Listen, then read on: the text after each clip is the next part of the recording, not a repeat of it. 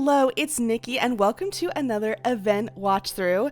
As always, I'm going to go ahead and link the source of the cutscenes and stuff below so you can go and give their video a like and a view as appreciation. This is the first GAA event, so I'm really excited for this one. Let's not waste any time and let's hop right into it.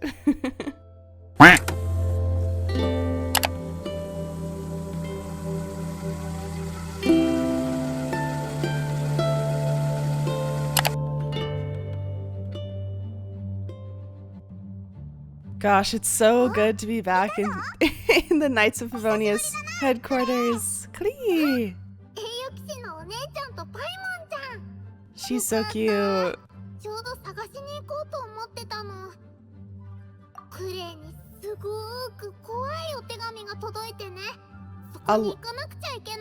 A terrible letter? What?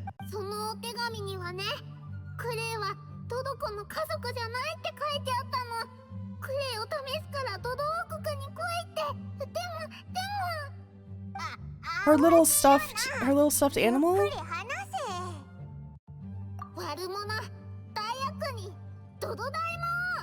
Oh.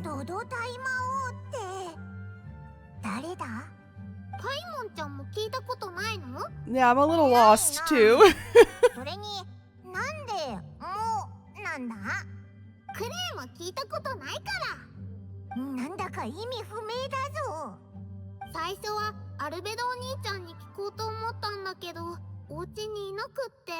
Oh.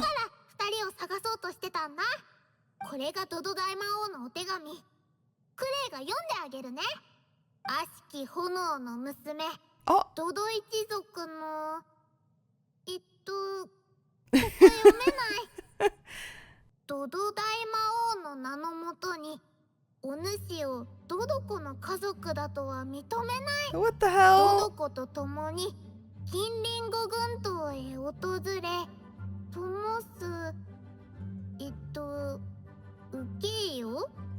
Light 4, huh?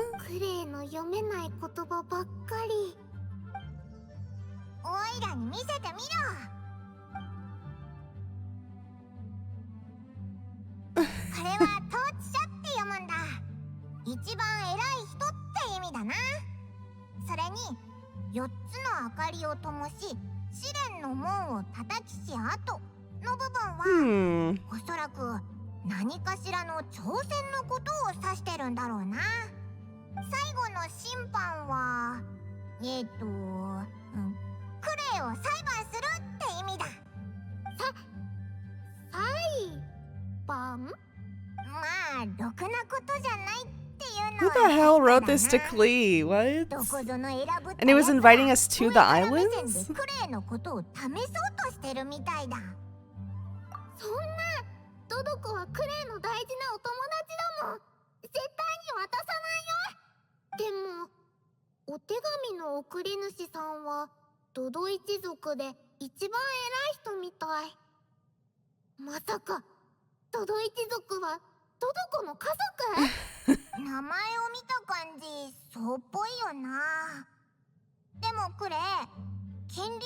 I don't think she's gonna know that. Yeah, she's not gonna know where it is.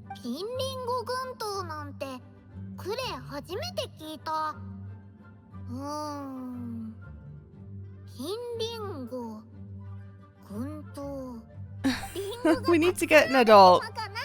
Where's Jean or Kaeya?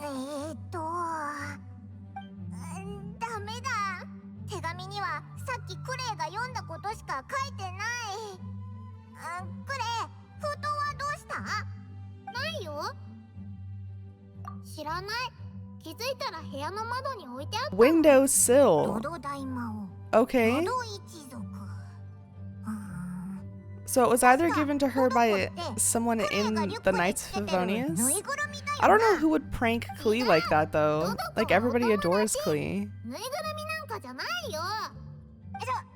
Even Kaeya wouldn't like prank her with like a terrorist letter about her little stuffed animal. It's going a step too far. So I don't know if it was Kaeya. It definitely sounds like a prank though.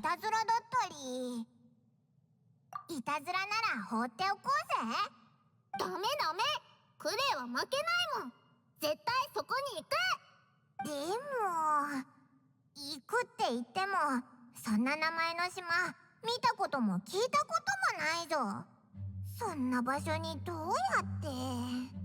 英雄騎士のお姉ちゃんならきっと何か方法があるよね。クレイはお姉ちゃんのこと信じてる。Well, we need to go find somebody who knows where this island is. お願いお願いお願い。クレイを助けて。なんかオイラたちが手伝わないと一人で行っちゃいそうな気がするぞ。Indeed. クレイを一人っきりで冒険させるわけにはいかない。Yeah, this was never the question. We need to go find someone who knows what this island is. ああ、クレイにこんなにお願いされたら手伝うしかないな。でもオイラたちが同行する。Look at her little hands. 一人で走り回ったらダメだぞ。She's so cute. それじゃいつも通りまずは情報収集から始めよう。街を歩いて知ってそうな人に話を聞いてみようぜ。 The city. サイリス、軍刀について聞きたいんだけど。 Damn, why didn't we just go straight to Genshin or Kaeya? どうか。何か困っているみたいだな、小さな冒険者よ。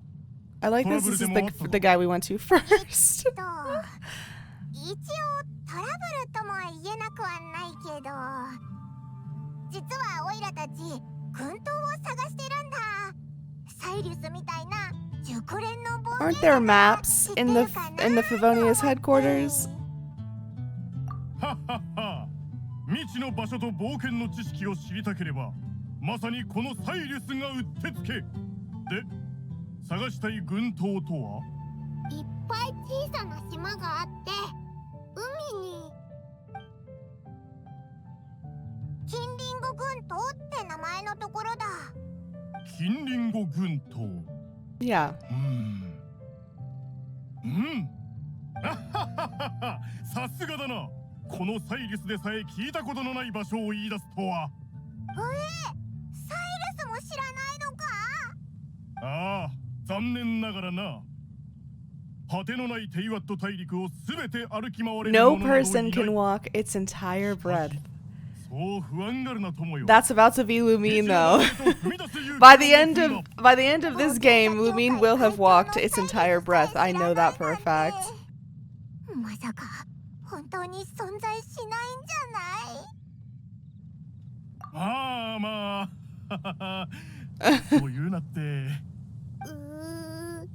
トドコ。 Can we please go ask Jean? 記念品ショップをやってる。 Why are we asking 他の人が知らない her? ようなことにも詳しそうだよな。だって記念品っていろいろあるし。 We going about this the most inefficient way. マージョリー、近隣語軍刀ってどこにあるか知らないか？小島の集まった海のどこかにある。軍刀っていうことは小島が密集していて海のどこかにあるんじゃないですか？そうだよじゃなくて、言い方を変えよう。モンドのどこかに軍刀ってあるか？ないと思いますよ。モンドの地図を見たことはありますよね。基地の島は全て載ってますから軍刀はないかと。地図は地形を忠実に記録してます。その地図に載っていないということは多くの人にとって存在しないことを意味してます。モンドの地図に載ってなければないってことか。そんな島本当は Can't we 存在 just しない ask のかも Venti? な。He would know, そんな。 right? いや他の人にも聞いてみようぜ。ホフマン、近隣の軍刀って知ってるか？ This is who we're asking 海 Hoffman. にある近隣語軍刀。初めて聞く名前だな。 Why are we リンゴが asking たくさん実ってる Huffman? 島か？ホフマンさんも知らないんだ。 We have, I can list off like Venti, Jean, Kaeya, even Diluc maybe might know because of his resources. 許してあげる。But we're going to Huffman and Marjorie and Cyrus first. This is nuts, bro. どうやら手紙に書いてある場所を知る人はモンドにいないみたいだ。クレイ、仲の悪い友達とかいるか？ひょっとしたら誰かの嫌がらせなんじゃ。I don't think there'd be い anybody. ないよ。クレイはみんな大好きだし、みんなもクレイのこと大好きだもん。ああ、そうだよな。だからいたずらじゃない。いたずらじゃないけど、島の場所を知っている人はいない。Agreed. うーん。 Definitely. There are a plethora of people that are more knowledgeable that we could ask. Yes. Yeah. This is what we should have started with. Oh, Lisa. Yeah, even Lisa might be a better place to start. 毎日図書館で過ごしてるだろ。 I don't know why we didn't go to there す first. べての本を読んでて知ってるかもしれない。 Wasting time with the riff-raff. リサお姉ちゃんなら。さあ、図書館にレッツゴーだ。 Unbelievable. リサさん。あら、可愛い子ちゃんにパイモンちゃんとクレイ、急にどうしたの？リサお姉ちゃん、島探しを手伝ってお願い。島？ドド大魔王が金リンゴ群島でクレイと対決するの。おいおい、慌てるなって。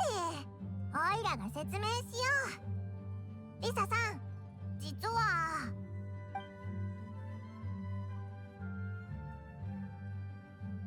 クレイをドドコの家族だとは認めていないドド一族の統治者、ドド大魔王。手紙には Yes. 金リンゴ群島に来るように Slightly concerning, we そ know. こで審判を下そうとしているってことでいいかしら？クレイ絶対にその島に行きたいの。で、可愛い子ちゃんが私のところに来たのは群島の場所を聞くため？口が上手ね。それなら私も本気を出さないと。手紙をお姉さんに見せてくれる？ Yeah, maybe she'll 手紙から recognize 得られる情報には限界があるわ。 the 可愛い子ちゃん、文字を読む handwriting? 以外にも他の方法は試したかしら？他の方法？手紙からほのかに元素の力を感じるの。 Ooh, look at 何 that. かしらのヒントみたいね。可愛い子ちゃん、元素資格を使ってみて。 Big brain Lisa. あったか。早速やってみようぜ。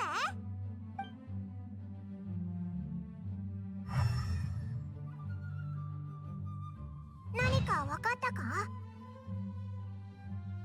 裏にある内容はおそらく元素力で刻んだものでしょう。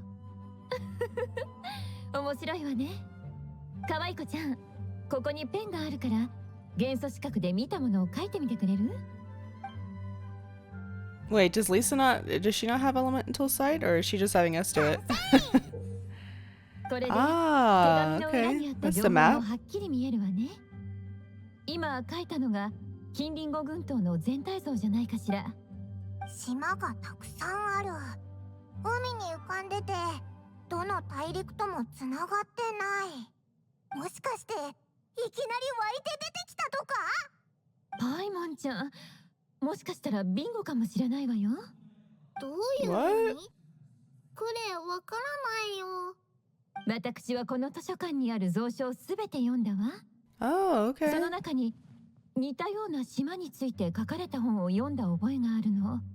嵐と霧で覆われた謎の群島。どの国にも属さない上に、どのような生き物も出入りすることを許されていない。選ばれし者だけがそこにたどり着ける。 Wow, she's really playing up the mystery here. あるモンドの船体が海で群島を発見したそうよ。その話によると、 Ooh, a 激しい fleet. 嵐の中、うっすらと霧に包まれた島を船員が見たらしいの。そう離れているようには見えなかったのに、いくら進んでもそこにたどり着くことはできなかった。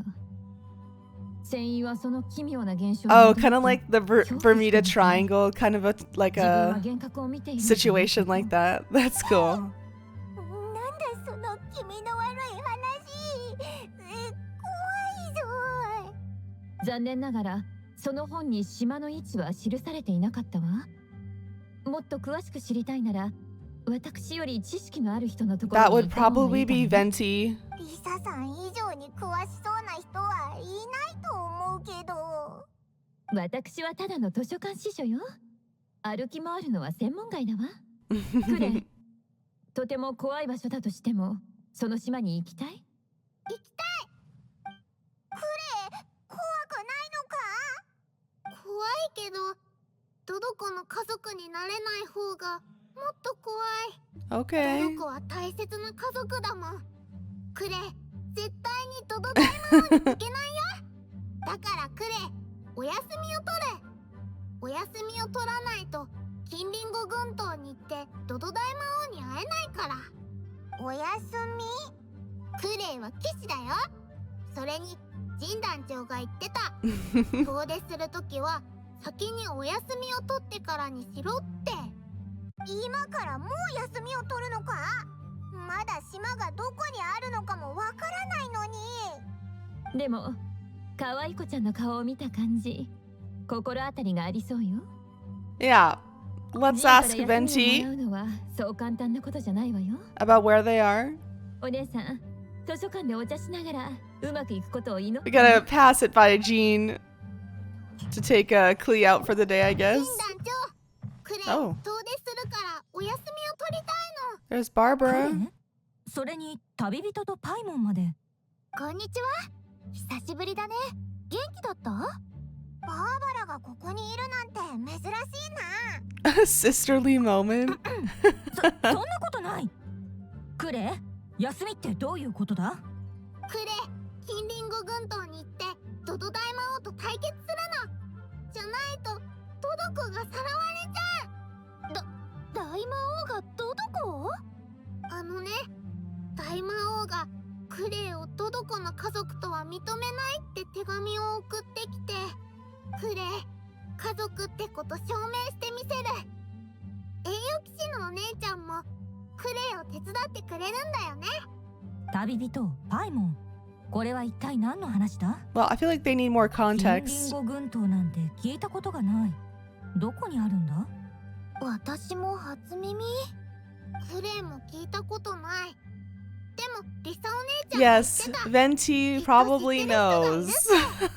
リサも知らない場所なのか？そうか、旅人がそういうのなら存在するんだろう。さぞかし神秘的な場所なのだろうな。ただ申し訳ないが、セピロス騎士クレイの外出申請を許可することはできない。どうして？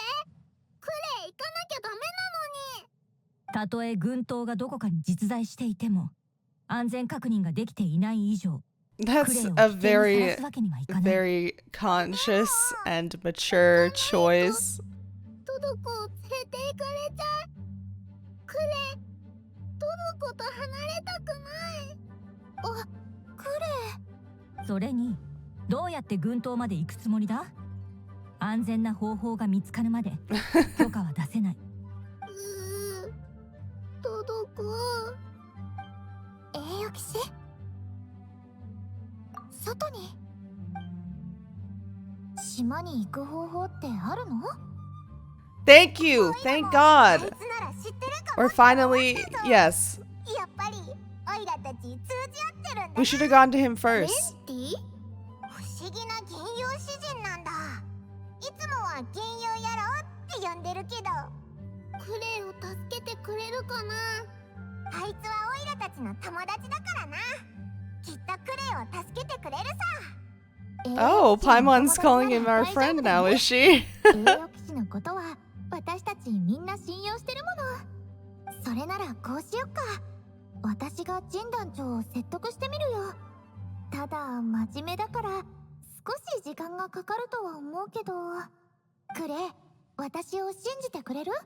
頑張ってみるから。うん、信じる。クレイ待ってるよ。よかった。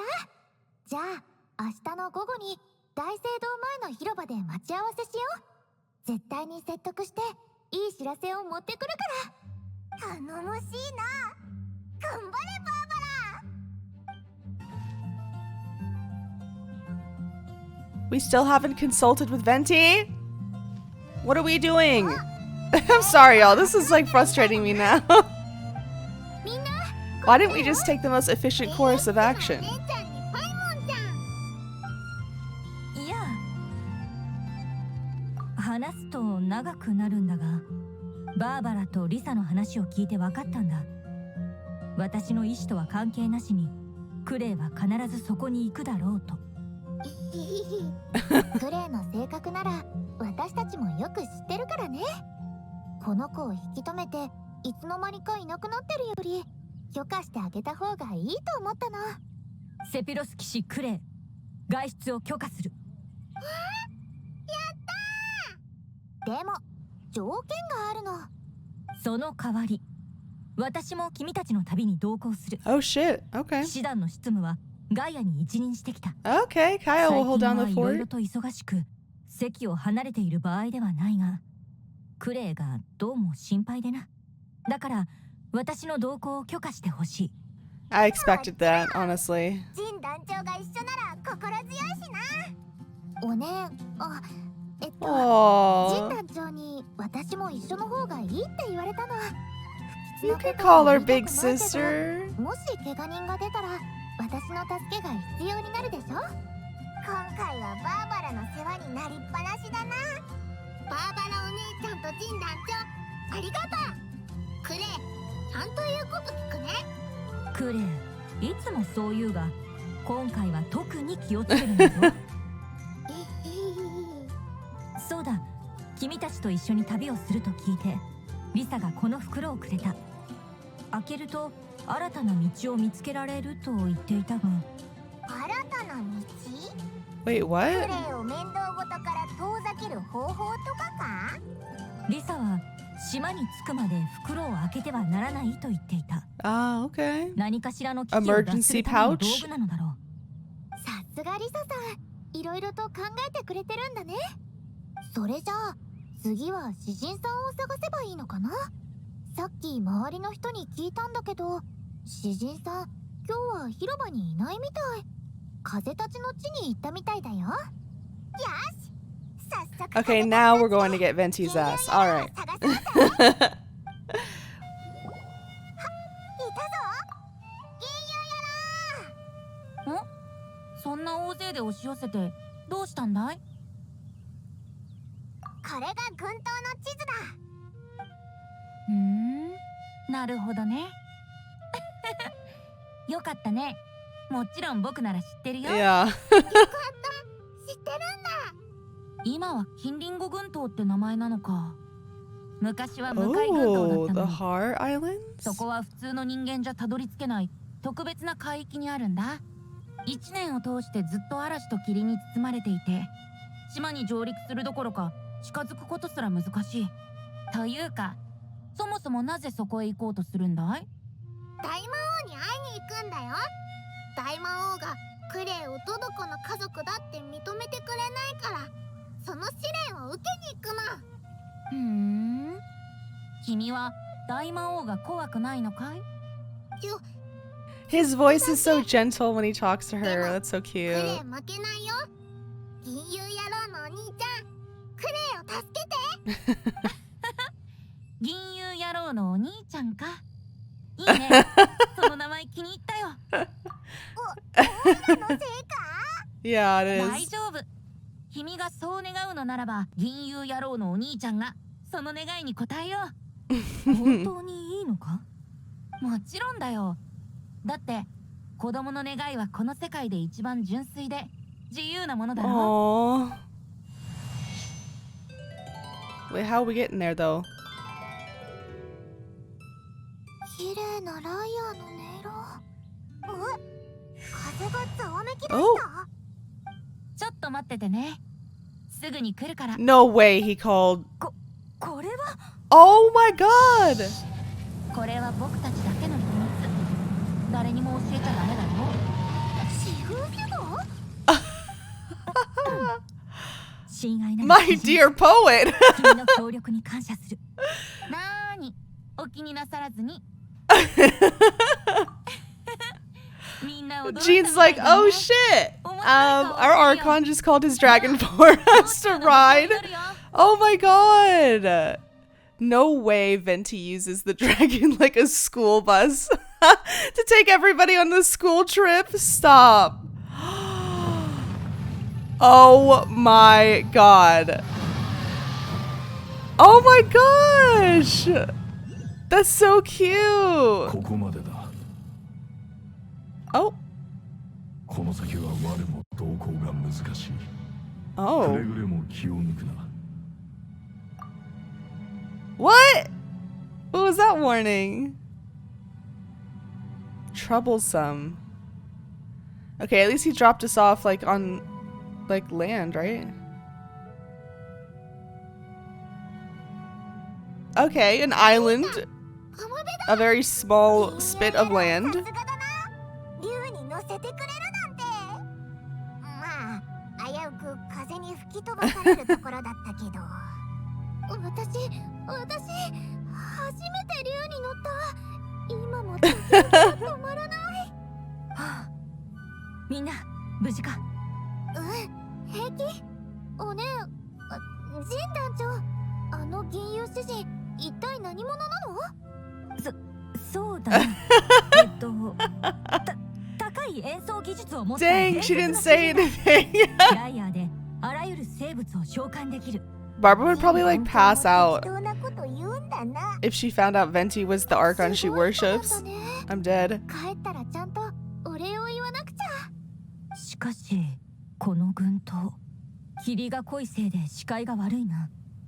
リサの言っていた通りだ。気をつけた方がいいな。旅人パイモン、手紙には何て書いてあったんだ？おいら覚えてるぞ。悪しき炎の娘、ドド一族の統治者、ドド大魔王の名のもとに、お主をドドコの家族だとは認めない。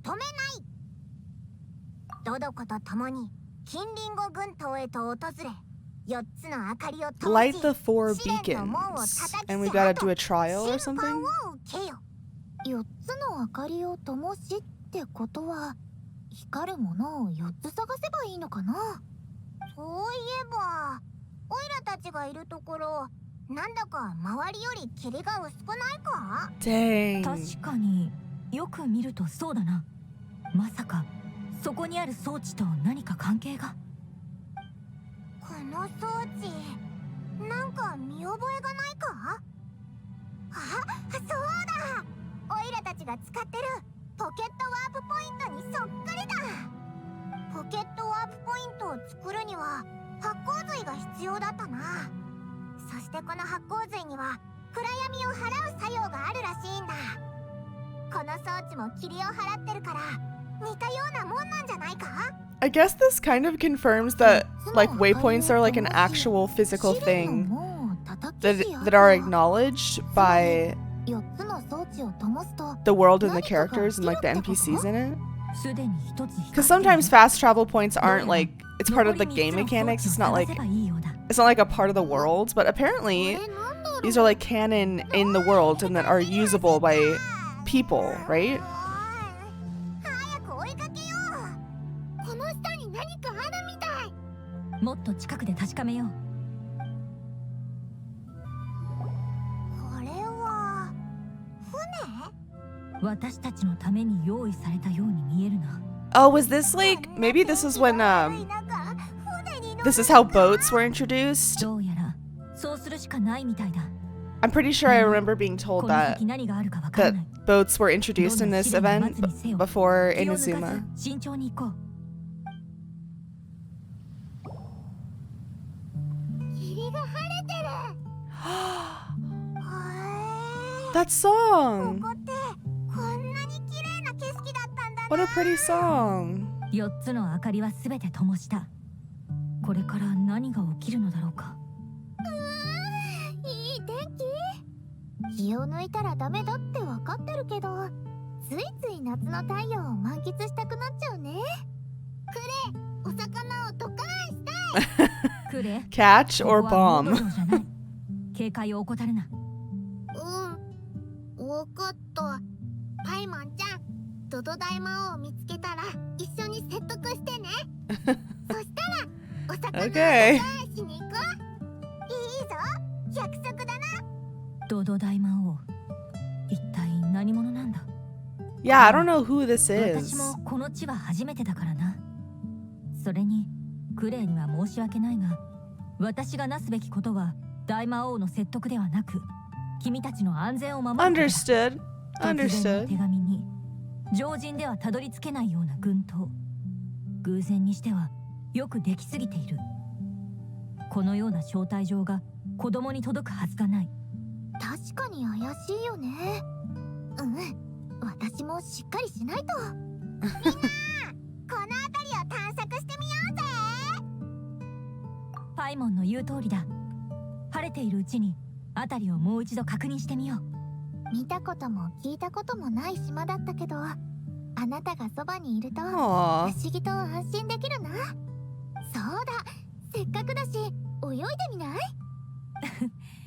綺麗な景色を目の前にするとバーバラは相変わらず気が緩むな。旅人、安心して探索してくるといい。もし危険を察知したら Aw. 私がすぐ駆けつける。 Jean pulling out the mom 起き friend なければいいんだが。 card. I can relate. Okay, cool. いい天気だな。危うく寝坊する。 Wow, I love this music. ドア、どうした？ Oh. Okay, so this is when they're out. Oh, okay. どうかな。私たち全員夏服に着替えたんだ。遊びに来てるわけじゃないけど、せっかくの夏の海だし楽しまないともったいないでしょ。 Okay. 変だろうか。こんなヒラヒラとした夏服、やはり私には合わ Aw, no, you look great. ない。すまない。そうか。ありがとう、旅人。けど、ジン団長がわざわざ夏服を用意してるなんて意外だな。 Probably wasn't her 違うよ。 idea. お姉ちゃんが自分で用意 Oh, したんじゃなくて her and Lisa, that makes 私と sense. リサさんが選んだの。あっさりお姉ちゃんって呼んでるし、それに全然気づいてない。 What, she's not allowed to call her big sister big sister? すっかり夏の海に浮かれてるな。この夏服だが、私も予想外だったよ。 Oh. 実はリサがくれた袋に入っていたんだ。 Oh, 窮地を that was what was in the 切り抜ける道具が pouch? 入っていると思ったら、まさか Jean and I were like, oh yeah, it's probably like emergency pouch. アクセサリー Nah, it was まで just 入 pretty ってたの summer か。 clothes. I'm dead. さすがリサさん。 Where's シダの Clee? みんなはこうまでして don't 私 see her. を Where's 休ませたい Clee? ということか。私は自分を I didn't see her in 追い込みす frame. ぎているのかもな。 Okay. Whew. クレイが呼んでいるみたいだ。変なものを発見したよ。なんだ？変なものって。ほら、海を見て。変なものが浮いてる。何 Oh. やら細長い装置のようだ。見たところ不評みたいだが。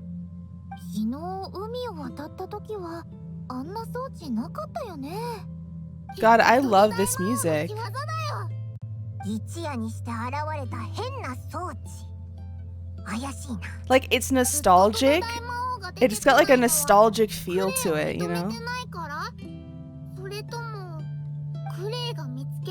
I've never heard it before, but it gives me those like nostalgic vibes. 何か意味があるのかな。そうだな。浜辺からずっと見てても出しやまないし。大丈夫かな。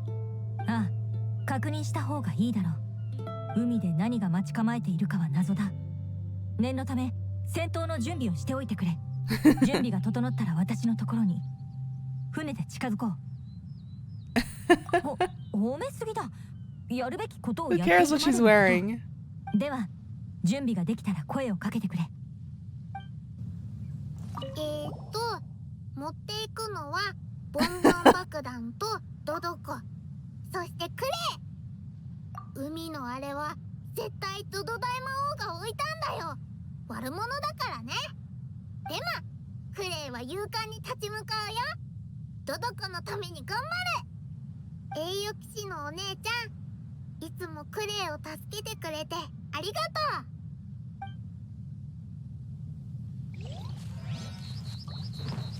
う。あの不評は一体何を意味しているのだろうか。この群島は世界から切り離されているみたいだ。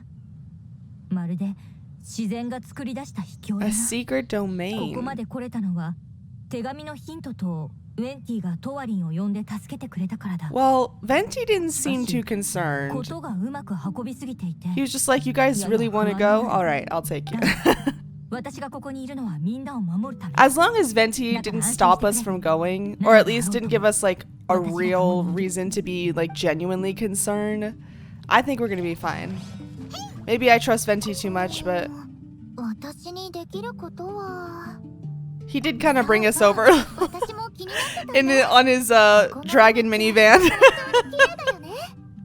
for our little field trip. 太陽、まさに理想的な夏って感じだよね。 Well, I'm glad Barbara's having だっ fun. てステージを用意して、そこでコンサートをしたら、きっとお客さんも喜んでくれるだろうな。準備はいいか？ではみんな、私と一緒に海へ出よう。 Ugh, I so wish I could have played this myself. Oh. Oh, they already did this stuff on the water? Oh.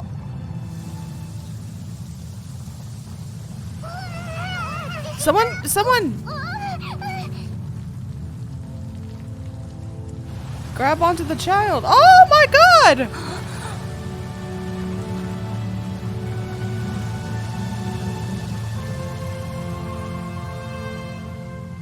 Okay, did the island lift out of the water or did the water level lower? What on earth?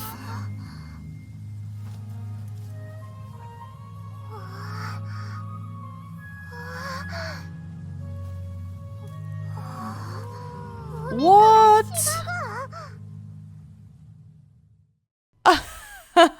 What?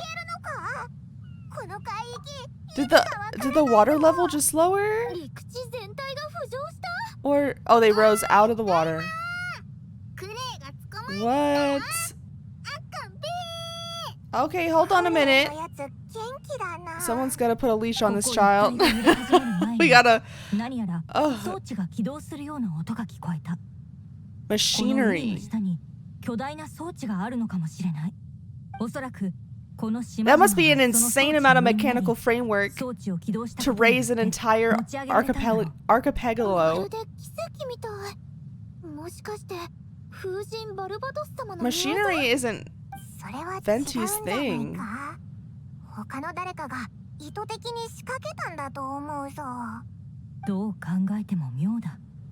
手紙で私たちをおびき寄せ、このような装置を使って試してくるなど、 The only other connection that I'm making た right だもの now ではない。 is Klee's mother Alice. せっかく夏のリゾートっぽい雰囲気を満喫してたのに、それどころじゃなさそうだね。とにかく私は周囲への警戒を強めよう。人団長、ビシッとしててかっこいい。協力感謝する。いた、タイマー。あそこの島にいる。 What? やっと見つけた。言われた通り、クレイ来たよ。 Hold on. ボン爆弾の準備。よし。 Wait! あれ、海の真ん中に足場が？ There's a bunch of platforms in the middle that we just saw みんな up here. 近づくのはいいが、 Yes, 警 okay. 戒は緩め But ない we で need く to れ。 chase Klee. Where's Klee? I'm like, my nerves are on high alert. The child running around. Whoa! This is one of the Inazuma world bosses. 背の高い人間？ Overworld bosses, I 見た should 目 say. は人間っぽいけど、なんだか違うような。 Wow, so this was introduced like all the way back クレイが会いに来たよ。 during this. 審判していいから審判だな。さあ、クレイを審判していいよ。大方言葉の意味をちゃんと理解していないのだろう。ねえ大魔王、どうして返事してくれないの？ What the hell is this thing doing on this island? あのね、ごめんなさい。今度は謝ってる。クレってば何考えてるのかな？大魔王。クレが来たのに何の反応もないね。 We need to not have Klee get close. This thing is, 人型のから packs a punch. 反応がないのを見るに、おそらく壊れているのだ。 Must be damaged. 前に見たことあるの？あくまで推測に過ぎないが、服装を見た限り稲妻から漂流したもののよう Oh にね。 shit. 稲妻だって？すっごく遠いとこじゃないか？ああ、ここは独立した海域だ。どの国にも属していない。この海にとってこのからくりは異邦人と言えるな。Hmm. しかし今の稲妻の現状でこういったことが起きるものなのだ The ろうか。 lockdown. 動くことのない異邦人。変だな。 What an 誰 odd かが thing to ここま haul で持って around. きたのかな？大魔王、動かないの？クレー、大魔王は疲れているのかもしれない。そう、寝ちゃったんだ。クレイがなかなか来ないから待ちくたびれて居眠りしちゃったんだろう、きっと。そうだよ、クレイ。今はとりあえず他のところで遊ぼう。大魔王が起きたらまた戻ってこようね。本当？本当だよ。大丈夫だから。あ、クレイ気づいちゃった。これは本物の大魔王じゃない。Okay. 本物の大魔王はまた別のどこかにいるんだ。そうだな。クレイ諦めないよ。待ってて大魔王。絶対見つけてみせるんだから。 Look at the symbol on the ground here. また走っていっちゃった。はあ、子供は元気だな。ちょっと待ってよ、クレイ。 It's not the same one on Paimon's chest, but it looks pretty similar. これ We've seen that symbol a couple 積み重ねられ times. た石と、それに小さなお花。この感じ、誰かを祀ってるみたいだね。急に褒められると照れちゃうな。でもこの辺りにあるのはあの稲妻のからくりだけだぞ。まさかそれを祀ってるのかな？そうか Hmm. もしれない。あのからくりは何か人のためになることをしたのかもしれない。私たちが目にしたこれらはこの海域に人が存在したことを意味する。 Yeah, there's like しかし、 ruins これだけ everywhere. ではどのような文明であったかは判断できない。それにここに来るまで人間もその墓らしきものも見ていない。ジン団長、クレイあっちを見てきていい？構わないが気をつけるんだぞ。Yeah, there's so many クレイ mysterious はまだ子供 things. だから危機感に欠けている。旅人、私たちは冷静に現状を捉えよう。正直言うと、最初に手紙を見たときはただのいたずらかと思った。 The only connection, like I said earlier, is Alice. That's the last connection that like could make sense. I don't know why she would like 子供にこんないたずらす try る and 人 scare いる her の own かな？ kid, but この島の存在を知っているのはほんの一握りだろう。 that's the only other あの like ような精 avenue 巧な that か could らくりまで用意 possibly している。 even make これは sense いたずらではなく、長いこと計画をしてきた罠なのかもしれない。 of like knowing about this secret 油断しないよう island. にしよう。バーバラお姉ちゃん。クレイ、どうしたの？大魔王、クレイに会いたくないのかな？どうして？だってドドコはクレイが好き。クレイもドドコが好き。クレイとドドコを引き裂けないって分かったから大魔王が出てこないのかも。クレイ、ドドコと離れ離れになるのが怖い。クレイ、ほらこれを見て。 What? バドルドーだ。おねジン団長から聞い I たんだ。 wonder why she keeps correcting クレイ herself. ずっとバドル同祭に参加した Like, か why ったん doesn't だ she って。 just call her big sister? バドル同祭 Does Jean not want her to call her that? これは私がクレイのために作った I don't バ remember トルだ。 reading that in like their lore and stuff. 毎日がバトル同祭だよ。やった Maybe Barbara just doesn't feel like she needs, like she feels like she needs to be ー。 formal or 団子王に something. なったらドドコとクレイが一緒に入れるよう私たちが説得するから。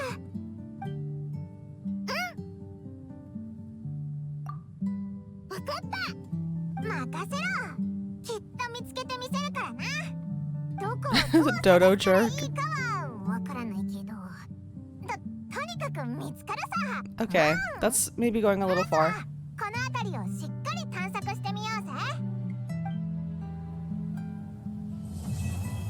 Okay, cool. Part 2. 栄養騎士ってば。やっと起きた。おはよう。 I kind of like that each new part is like another day. That's kind of cute how they're going like slice of life kind of a situation. その服どうしたんだ？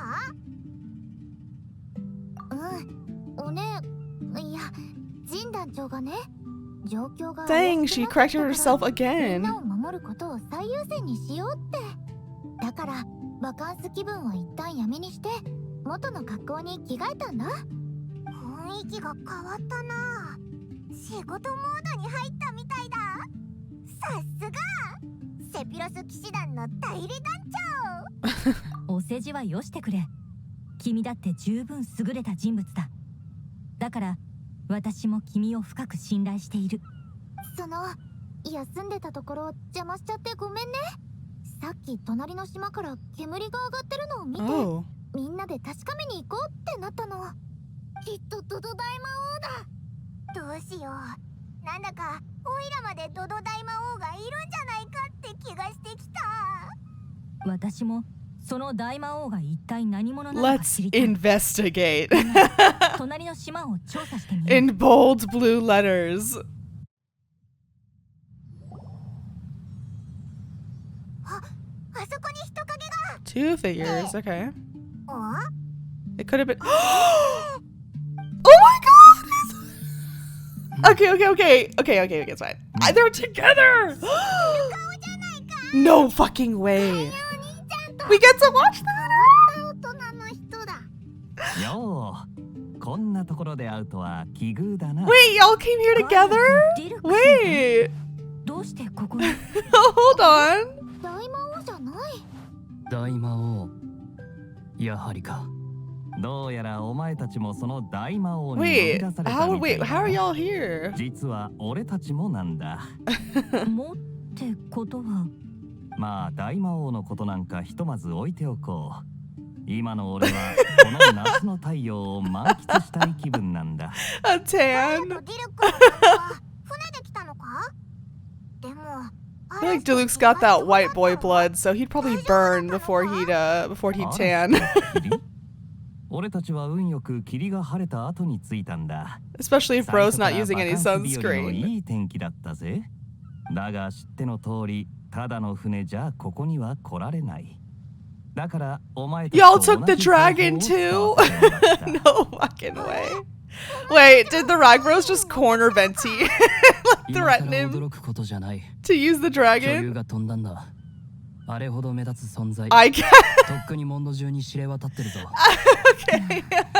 みんなに見られていたのか。 Yeah. 安心しろ。背中に人がいたというとこまでは見られていない。ただ、 Yeah. Okay. That makes sense. よか And っ it た。 also makes sense that Diluc would be on that. あの And 銀 Kaeya 融詩人に竜を従わせる力があったとはな。 Oh, Kaeya probably まさか definitely トワリン figured は it 古 out. 典音楽の愛聴者なのか？ He's totally being coy right now. I know for a fact De- Kaeya fucking ここに knows. は二人きりで来たのか？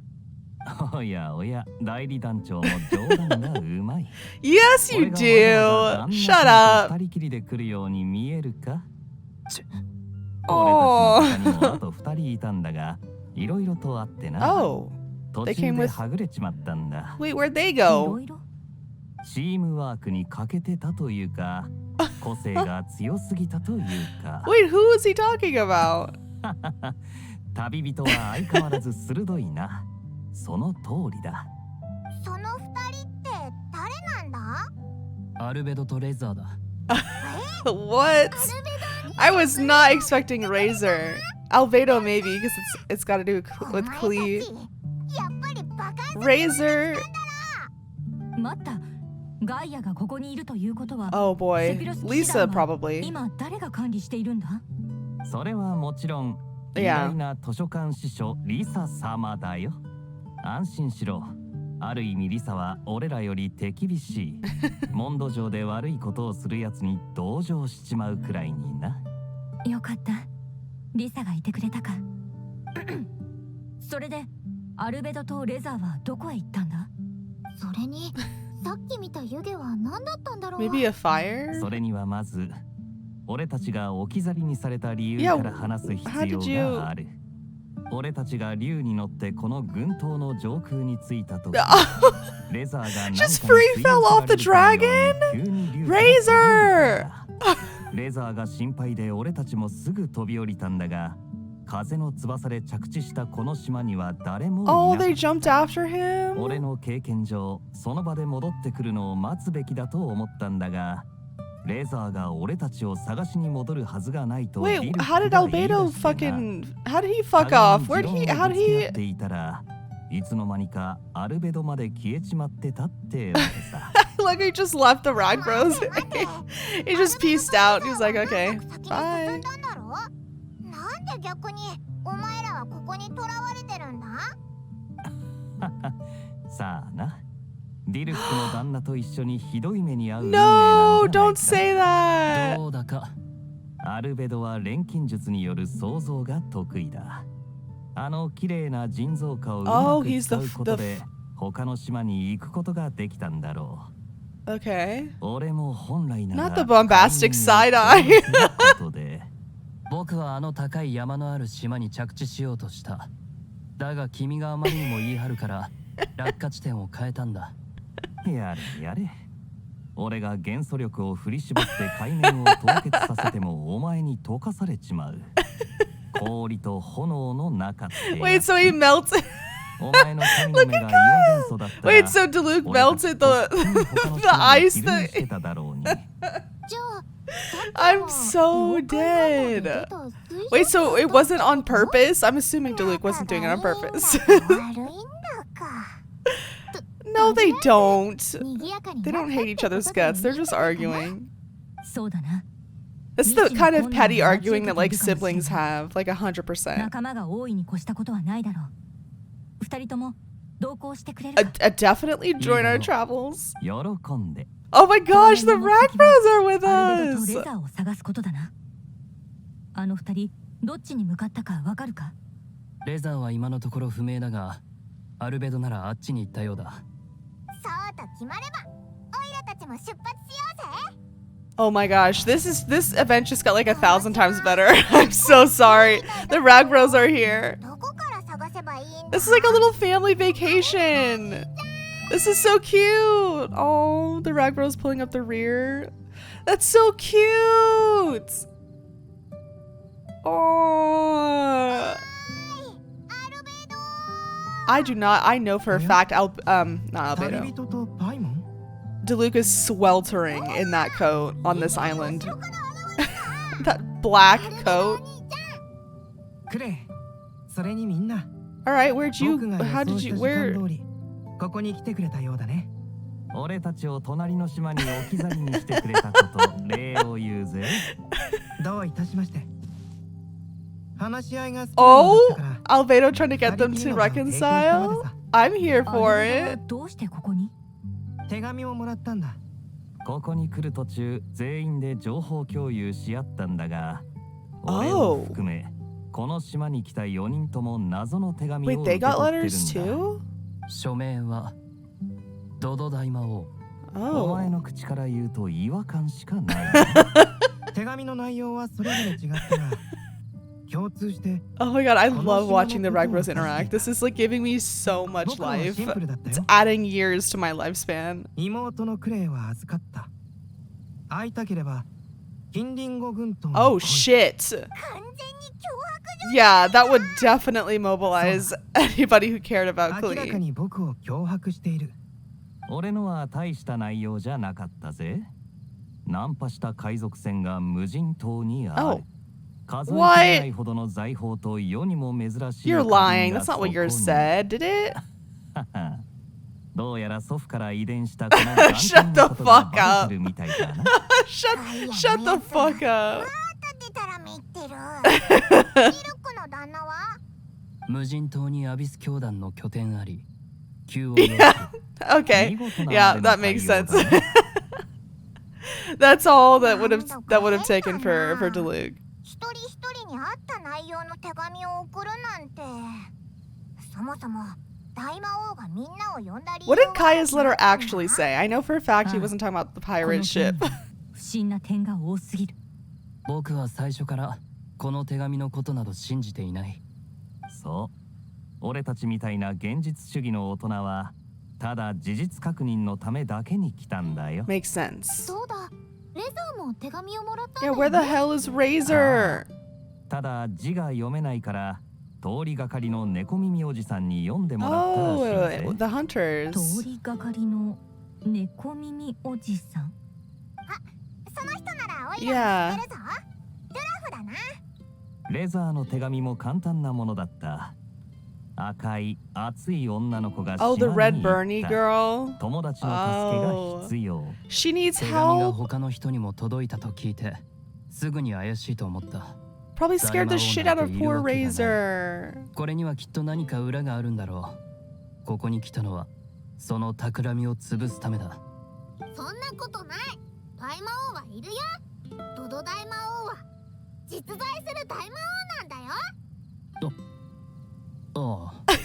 レザーは何かに吸い寄せられたかのよう Diluc に trying to be good with kids. It's so cute. Like he's gentle enough to not want to like break her fantasies, but he doesn't know how to play along that 飛び降 well. りた時の位置から推測するに、この島でなければ残りはあそこしかないだろう。すでに行ったことがあるのかい？昨日行ったんだ。でもあそこには変なからくりしかなかったぞ。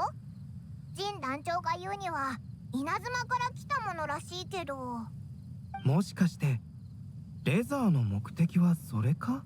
But we were oh, もう一度あそこに行って確かめてみよう。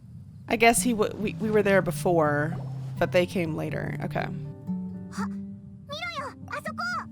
レザー。Oh, みんなそっち行く。oh, 無事か？怪我はない？治療は必要？ oh. 大丈夫。平気。 Oh. 匂いがした。これやる。なんだこれ？機械の部品？匂い。手紙と同じ。 Oh. 確か手紙から変わった匂いがするとレザーが言っていたな。レザーは鼻が利くからな。まさかこれも計算のうちってことはないよな、魔王。 What the hell? うん。これとあれ同じ匂い。ん？この小さいのをあの人に入れる。彼ら同じ。やる。ああ俺よくわからない。お前信じる。 Oh. 安心。 I want to kiss his 栄養 cheeks. 騎士のお姉ちゃんを信じてるよ。待った。慎重に考えろ。部品を入れたら何か起きるかもしれない。 Of course, coming in with the plan. He's like, hold on. 魔王が用意したものだろう。おそらく Diluc was immediately like, 先に進む方法は this ない could be dangerous. これで魔王が目覚めるのかな。戦う準備をしておこう。用心しろよ、旅人。魔王と会うのがクレイの願いだ。オイラたちは Oh my god, I wish I could have played this event. We got the whole gang with us. Our little Mondstadt family. やっと倒 Okay, so I assume we fought it. 何か落ちてるよ。これは水晶か？僕をこうも信頼してくれているとはね。ただ水晶の前にまずはそのからくりについて説明しよう。みんなの推測通り、あの稲妻の巨人は人間を模して作られたからくりだ。Well, we know what it's formed after, or who it's 遺 formed 跡 after. 書へと似てたよな。 Who read its お lore. そらくね。相当の戦闘力を持っていたが、指揮系統が壊れていたんだろう。だから無差別に攻撃してきた。外見的特徴からして稲妻のものでまず間違いない。だが私の知る限り稲妻は現在鎖国中のはずだ。このような巨大な機械を I bet people ate this up because Inazuma hadn't come out yet, so they were like, oh, the Sakugo decree was that. 人？みんなのことだ。もう気づいているだろう。今は無人島だが、 Yeah, that's what's ここ weird. 一帯には人間の痕跡がある。 It was 僕が思う underwater. にこの島にはもともと誰かが住んでいた。しかしそれは原住民というわけではなく、外から来た何者かであった可能性が高い。その外来者たちは長い時間をかけて群島から脱出する方法を見つけたのだろう。その結果、今この Conrians, 島には誰も maybe? いない。代わりに痕跡があちこちに残っているというわけだ。そしてその水晶は希少な鉱石で作られた結晶体だね。光を透過するということは何か特別な使い道があるのかもしれない。この付近で積み重ねられた石と花を見かけたんだけど、それも何か関係があるのか？聞いた感じ、誰かがからくりを弔っているようだが。でも私が見たところ、なんというか誰かが感謝の気持ちから祀ってるみたいだった。なるほど。みんなは一体どのような人物がこのからくりを祀ったんだと思う？恩恵を受けたからこそ感謝する。だから旨味があった人 Maybe it の like 行いだ protected と思うぜ。 the people here or からくり something. がここで外来者と一緒に暮らしていたならわからなくもない。まあこれはあくまで僕の推測に過ぎないが。一緒に暮らしてた。壊れてしまう前に一体何があったんだろう。ここはヒルチャールが頻繁に現れる。 Oh, this is what I was just about to 攻 ask. 撃したおかげでヒルチャールが退治され人々を守ったんじゃないか。面白い偶然だな。だが推測の域をではしない。真実の物語を知るにはもっと証拠が必要そうだ。ああ、ガイアの言う通り証拠が不足している。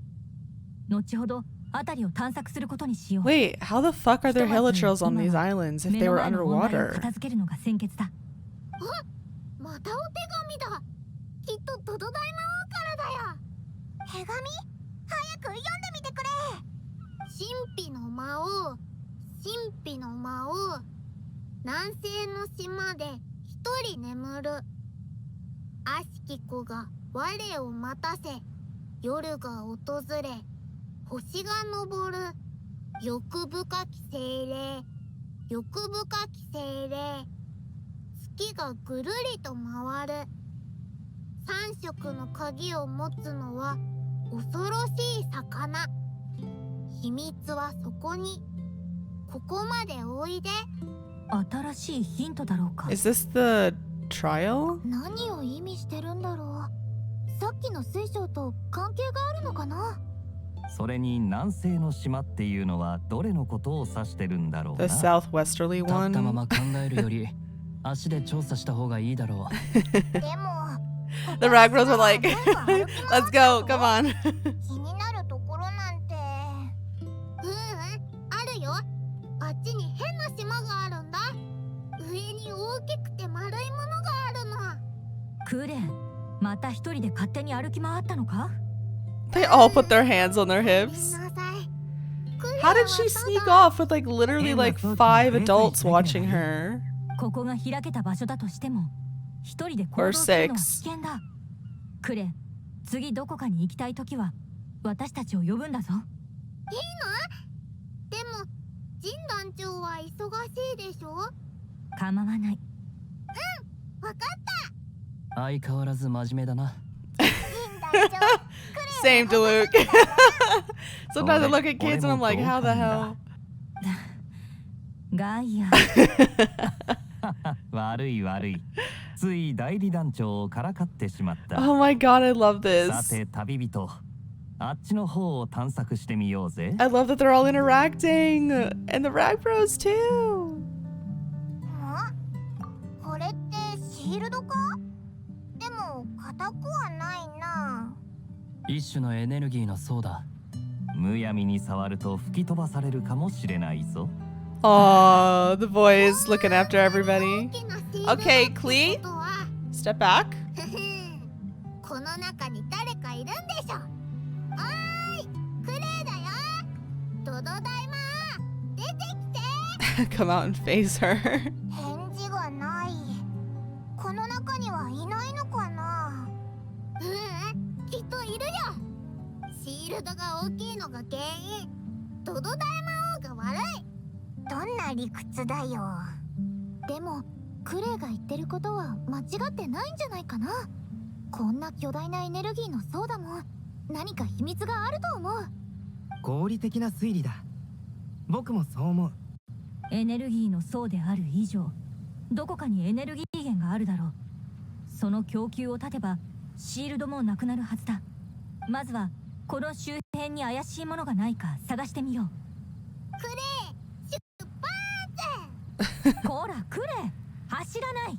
Yeah, オイラたちも出発だ。 just constantly running after Klee is what I would be doing too. I wouldn't let go of her hand, honestly. I'd be such a worrywart. 3つの装置から光が出ていて、それが同じ場所に集まっている。これがシールドを解除する鍵だろうか。光を出す3つの装置か。そしてその前に小さな台座がある。この形状からして何かをはめ込むのだろう。この形はクレイ全然わからない。誰か説明して。不完全な円。いや、扇形か。なんだろうな。海が近いからもしかすると。They're all overthinking it. けど私たちが普段見るような貝とはサイズが違うみたい。うまくはまりそうにないよ。貝じゃないとしたらそうだな。鱗とか。鱗。どうして鱗なんだ？それとも何か見落としている手がかりがあるんじゃない Well, だ the ろうか。 color of the pillars are all the 光を colors of the 照射する装置の crystals, 前に so 台座があるということは、つまりそれだ。こんな装置は初めて見た。こういう解き方の装置もあるんだね。僕の考えが正しければ、これは光を利用した特殊な装置だろう。過去に似たようなものを見たことがある。光を正しい条件または正し where? い経路で導くことで起動する装置だ。Similar designs なるほど。 where? やはりこの3つの装置がシールドを解除する鍵になってるってわけだ。 Where did you see these designs, Diluc? 装置から照射されている光は白色だが、装置そのものには色がついてる。赤、青、黄色の計3色だ。手紙に書いてあった。3色の鍵を持つのは恐ろしい魚。これで当たりだな。栄誉騎士、さっきの大きいのから何か手に入れたよね。花弁のような薄紅、波のような水色、秋の葉のようなウコン。どうやらこの3つの水晶が謎を解く鍵 Yay, なのだ。 everybody figured it out. 水晶を欲深き精霊に捧げるということだろうか。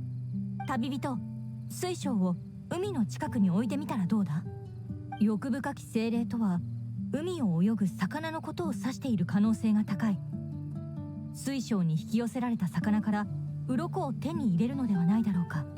なるほど、確かにそうっぽい。さっきあっちにすごい大きなカイラがあったぞ。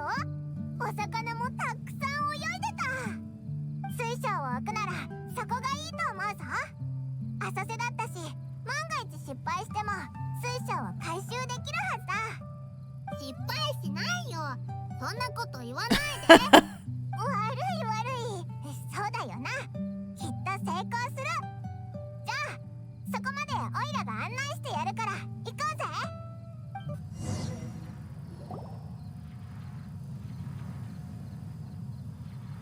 これでいいよな。でも魚が寄ってこないぞ。クレ、手紙に他の I thought we had to ヒントは put them な in the かった？ pillars or something.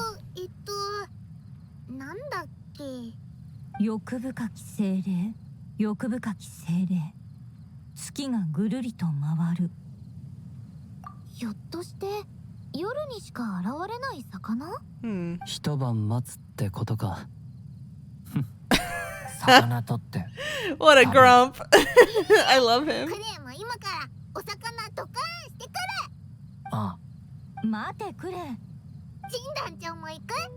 どこか行くときは一緒にって約束だもんね。行こう。そうだな。じゃあ今回は特別にクレイと一緒に Fish blasting ドカーンするとしよう。今なんて？チン団長がお魚をドカーン？お魚は美味しいからやりがいがあるよ。ここは無人島だし、爆弾で人を怪我させることもないだろう。多少は甘くしても問題ない。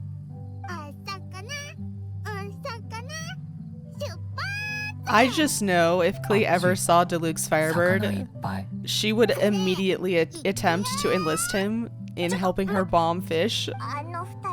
Just shoot a Firebird down into the water. Or across the surface.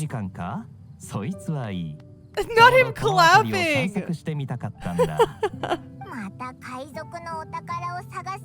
Where are you? Yeah, where are you going? どうだろうな。こんなにも広い島なんだ。きっと秘密の一つや二つ眠ってるだろう。Okay. このガイアが隅々まで探索してみせるさ。Go with your brother. そんなわけないだろう。In peace and quiet. 僕は一人で静かに過ごしたい。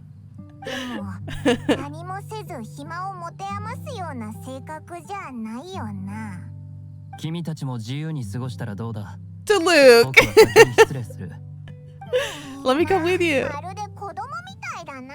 I'll be quiet. 気足立ってるというか、なんというか。やっぱりアルベドが一番。I know for a fact Diluc's going to patrol or something. アルベドさんならスケッチに行くって言ってたよ。あいつら散々カッコつけてたくせに結局は遊びたかったんだな。せっかく海に囲まれた島に来たからな。みんな多少は羽を伸ばしたいんだろう。安心して遊んできてくれ。魚が寄ってきたら私がみんなを呼び戻す。この島に来た理由はみんなそれぞれ単純なものではないが、この海から眺める景色が素晴らしいのは事実だ。旅人も疲れただろう。今のうちにゆっくり休むといい。That's cute. いや、私はただとにかく君には楽しく過ごしてほしいんだ。この先に何が待っていようと、私がみんなを、クレイを守る。これはセピロス騎士団の代理団長としての務めだ。ジン団長は相変わらず頼もしいな。Aww. 旅人、ありがとう。そう言ってくれて嬉しい。おしゃべりはここまでにしよう。親愛なる旅人、君と私がこの砂浜でひとときの安らぎを得られることを願う。Cute. Alrighty. 栄誉騎士、こっち来て。予想通りだ。水晶に引き寄せられている。お魚だ。捕まえよう。ああ、待った待った。クレイは爆弾で魚を丸焼きにしちゃうかもしれない。ここはオイラたちで魚を捕まえよう。こういうことはオイラたち慣れっこだからな。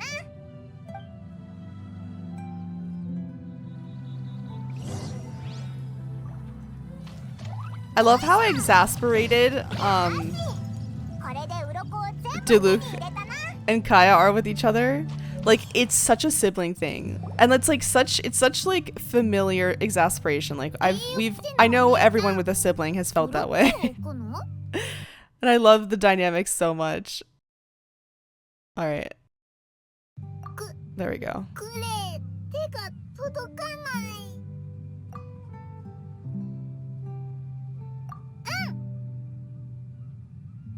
でもこういうのよくわからない。クレイの代わりに置いてくれる？クレイ、信じてるから。No. じゃあ、鱗はオイラたちが置くから、最後のスイッチはクレイが押してくれ。うん、わかった。やっとドド大魔王に会える。正体を見せてもらうよ。クレイ、すごく楽しんでるな。栄誉騎士のお姉ちゃん、頑張ってね。クレイ応援してるよ。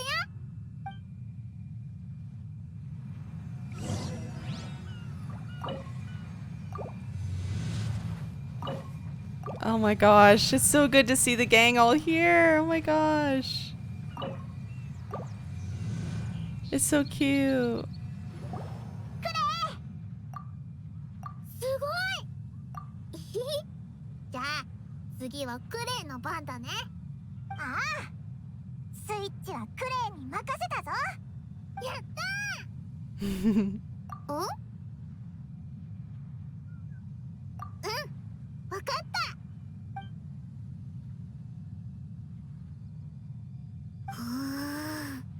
クレイ、どうしたの？クレイ、なんだか緊張してきちゃった。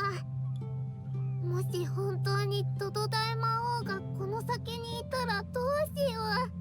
もしドド大魔王がクレイを認めてくれなかったら、クレイが Aww. ドド大魔王に負けたらドドコと一緒にいられなくなる。悲しま Aww. せちゃうかも。ドドコはママがくれた大切なお友達なのに、怖くて押せない。やっぱり Not Albedo laughing. ちゃんが押して。ど Aww. うして？そうだ、みんなクレイのことを守る。ああ、これだけの精鋭が揃ってるしな。どんな敵が出てきたとしても俺たちがいれ Oh, ば怖くない Kaeya. さ。ちょうどこの島の敵がどれほど強いのか戦ってみたかったとこ Oh, ろだ。 that was Diluc's way of saying the same 俺も thing. そばにいる。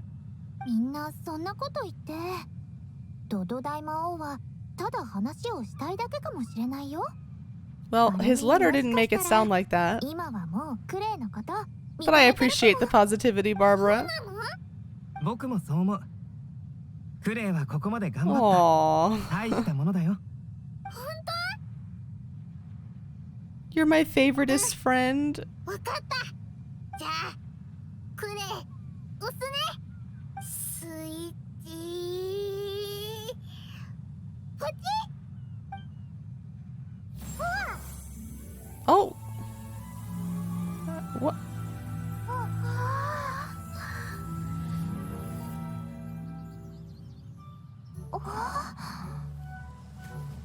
ほう。Oh.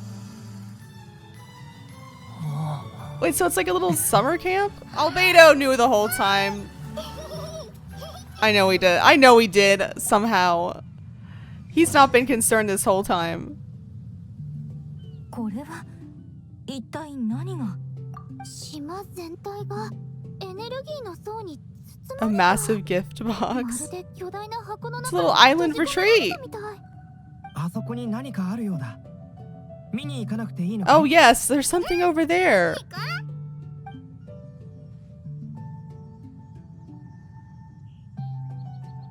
やっと来たね。悪しき炎の娘。待ちたびれたよ。 That sounds like a woman. よくもこのドド一族の統治者たるドド大魔王様に歯向かったね。その勇気褒めてあげる。けど残念、これでおしまい。だってドド大魔王はこの私。 Alice! Oh my god, I knew it. I suspected. Wow, this is the first time I think I'm hearing her voice though. I've read a lot about her. Or at least what we have read about her through people's lore and stuff.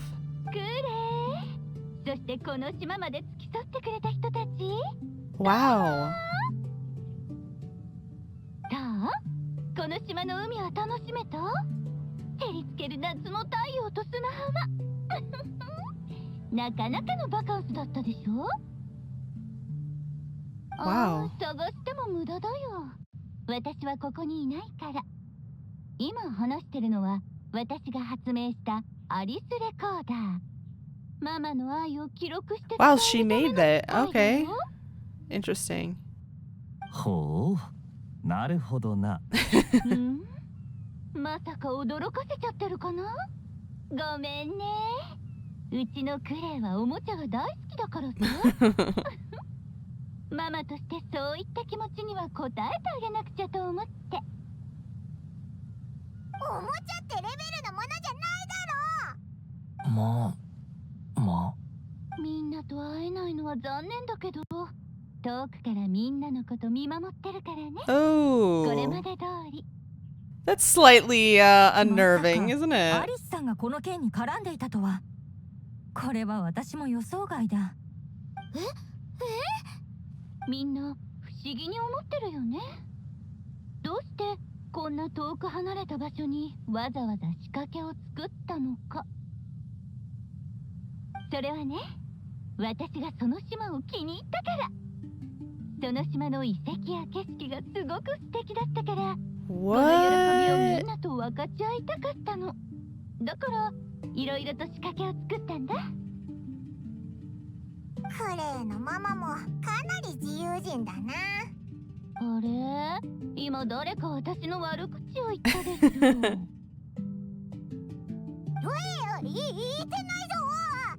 こっちの声が聞こえてるのか？いや、このくらいアリスさんならたやすいことだろう。どういう意味だ？クレイの母親は神秘的な力を持つ万能なる魔女。驚くことはない。 I will actually remain concerned, Albedo. I will remain suspicious. Thank you. ことを考えてるのかな？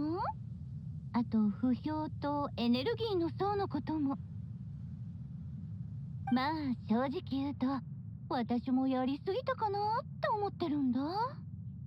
でも So did she want all of these people to spend time with Klee? Is that what this was? それにその島にはいろいろな物語が隠されてる。かつて暮らしていた人たちの痕跡。ナンパした。 So she didn't create the machinery; it already existed. 利用しないと。 Or she said she was here before. Did she previously install it? Like. さて、手紙を受け取った人は全員いるよね。ガイアさん、ディルクさん、レザーちゃん、ジンさん、バーバラさん。 Okay. 最後は頼もしくて頭のいいアルベドちゃん。そして謎の旅人とその仲間パイモン。あなたたちは私がクレイのために招待した大切な客人。クレイに素晴らしいひと夏をもたらしてくれて。Okay. 島のすべては私からのプレゼントだよ。あなたたちがこの録音を聞いてる頃、私はどこか他のところ Faraway lands. 旅から旅の生活は慌ただしいけど楽しいよ。これはそこにいる旅人もよ。 Is Alice like us? Like the traveler? アリスさん、忙しくてクレイと一緒にいられないからきっとこんなことを。 And when I say like the traveler, I mean like the traveler that came from off この一見のことを深く考 world えて or something. 一言言わせて。私がモンドを気に入ったのは自由が私たち親子の望みだから。私はただクレイが好奇心と善意ある人に成長してほしいだけ。クレイの望むままに何でもできてどこにでも行ける、そんな子に育ってほしいの。なるほど、確かにアリスさんらしい考えだ。申し訳ない、誤解していたようだ。なんかいいママだな。Yeah. クレイのママは世界一のママだよ。ママ、クレイはね、お魚を取って船に乗って泳いでいっぱいいっぱい遊んだんだ。みんなクレイにとっても優しくていつも助けてくれるな。今度はママも一緒に来て遊ぼうね。親子揃って自由なエルフだぜ。夏、そういえば私がその島に行った時もちょうど夏だったな。砂浜に腰を下ろして波の音に耳を傾けていたらクレイとの思い出がよみがえってきてね。クレイ、あなたは夏に生まれた子。海と風の祝福。 What? ママの子供として生まれてきてくれてありがとう。 A present to me from the sea and the wind. ずっとクレイにプレゼントを贈りたかったんだ。だからこの島を利用したの。古びた遺跡を夏の楽園にしてドド大魔王の名を借りて招待状を送った。異世界の伝説に金リンゴって呼ばれる奇跡の島があるんだ。 In another その島 world. はいろいろな名前で呼ばれていて人々の美しい夢が詰まってる場所なの。ママはこの伝説が好きでね、このお話と同じような素敵な思い出をクレイに作ってあげたかったんだ。だからこれはクレイへのプレゼント。青い海、真珠のように輝く砂浜、不思議な楽園、それとクレイを愛する人たち。 Aww. それで3つ Those の who love 水 you. 晶だったんだね。 Okay, so maybe Klee isn't actually Alice's 波のよ genetic うな daughter. 水色、秋の葉のような Like maybe she didn't give birth to アリス her. さんにとって Maybe この she 群島が found 4つ目の Klee or 水晶なんだ something. ろう。海の真ん中に位置する緑に覆われたエメラルド、夏の水晶というわけだ。クレイもママも普通の人より長生きする種族。 Oh. 私たちにとって時間は風のようにあっという間に吹き抜けて A しまう。 wind? この長い命の中で親という存在は子供の人生のほんの一部でしかない。 Huh. たとえ So 離 they're れた the く same なく they're と the も same like elf いずれ race? 自分の道を歩み We still don't know 始める anything よ。 about that race, by the way. If we don't have any real context. ママはずっとクレイを愛してるよ。でもママ以外にもたくさんの人がクレイのそばにいる。お友達や先生、不審がりながらもクレイのために島に残ってくれた人たち。この夏はみんなのもの。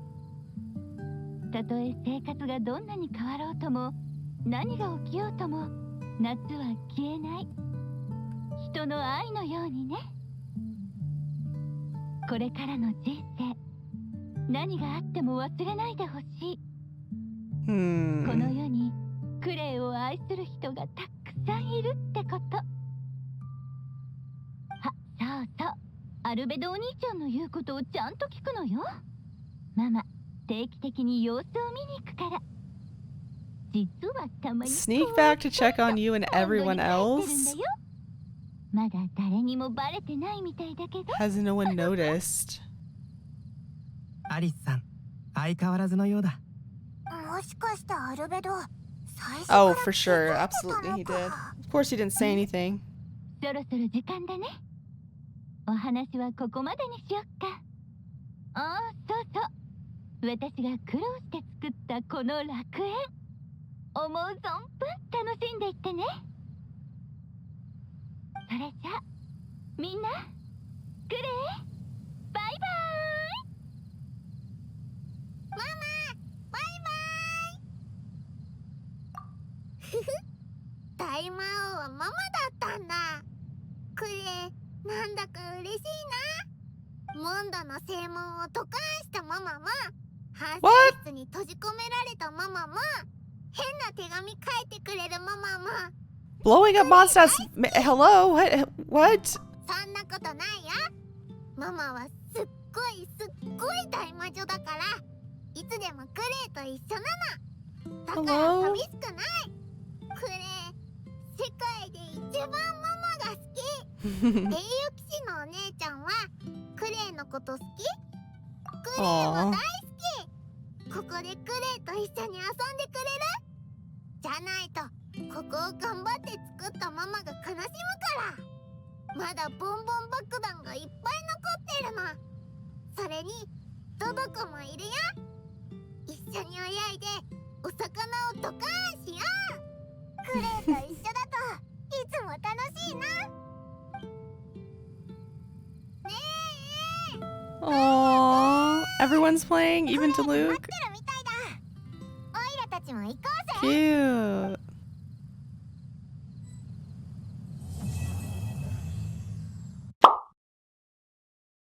Okay, so I'm going to start off by talking about Klee and Alice. I think Alice, this is the first time I've heard her, because we've read about Alice when we did Klee's video, her character video, her character quest, and we read all her lore and stuff in the wiki, and Alice was obviously mentioned quite a bit, but I haven't really encountered Alice yet.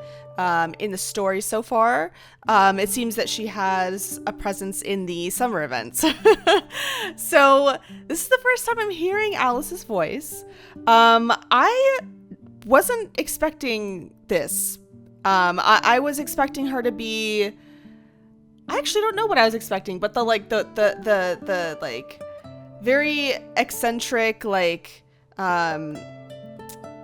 dramatic way she talks. I wasn't exactly expecting that, but it's interesting. It adds to her character.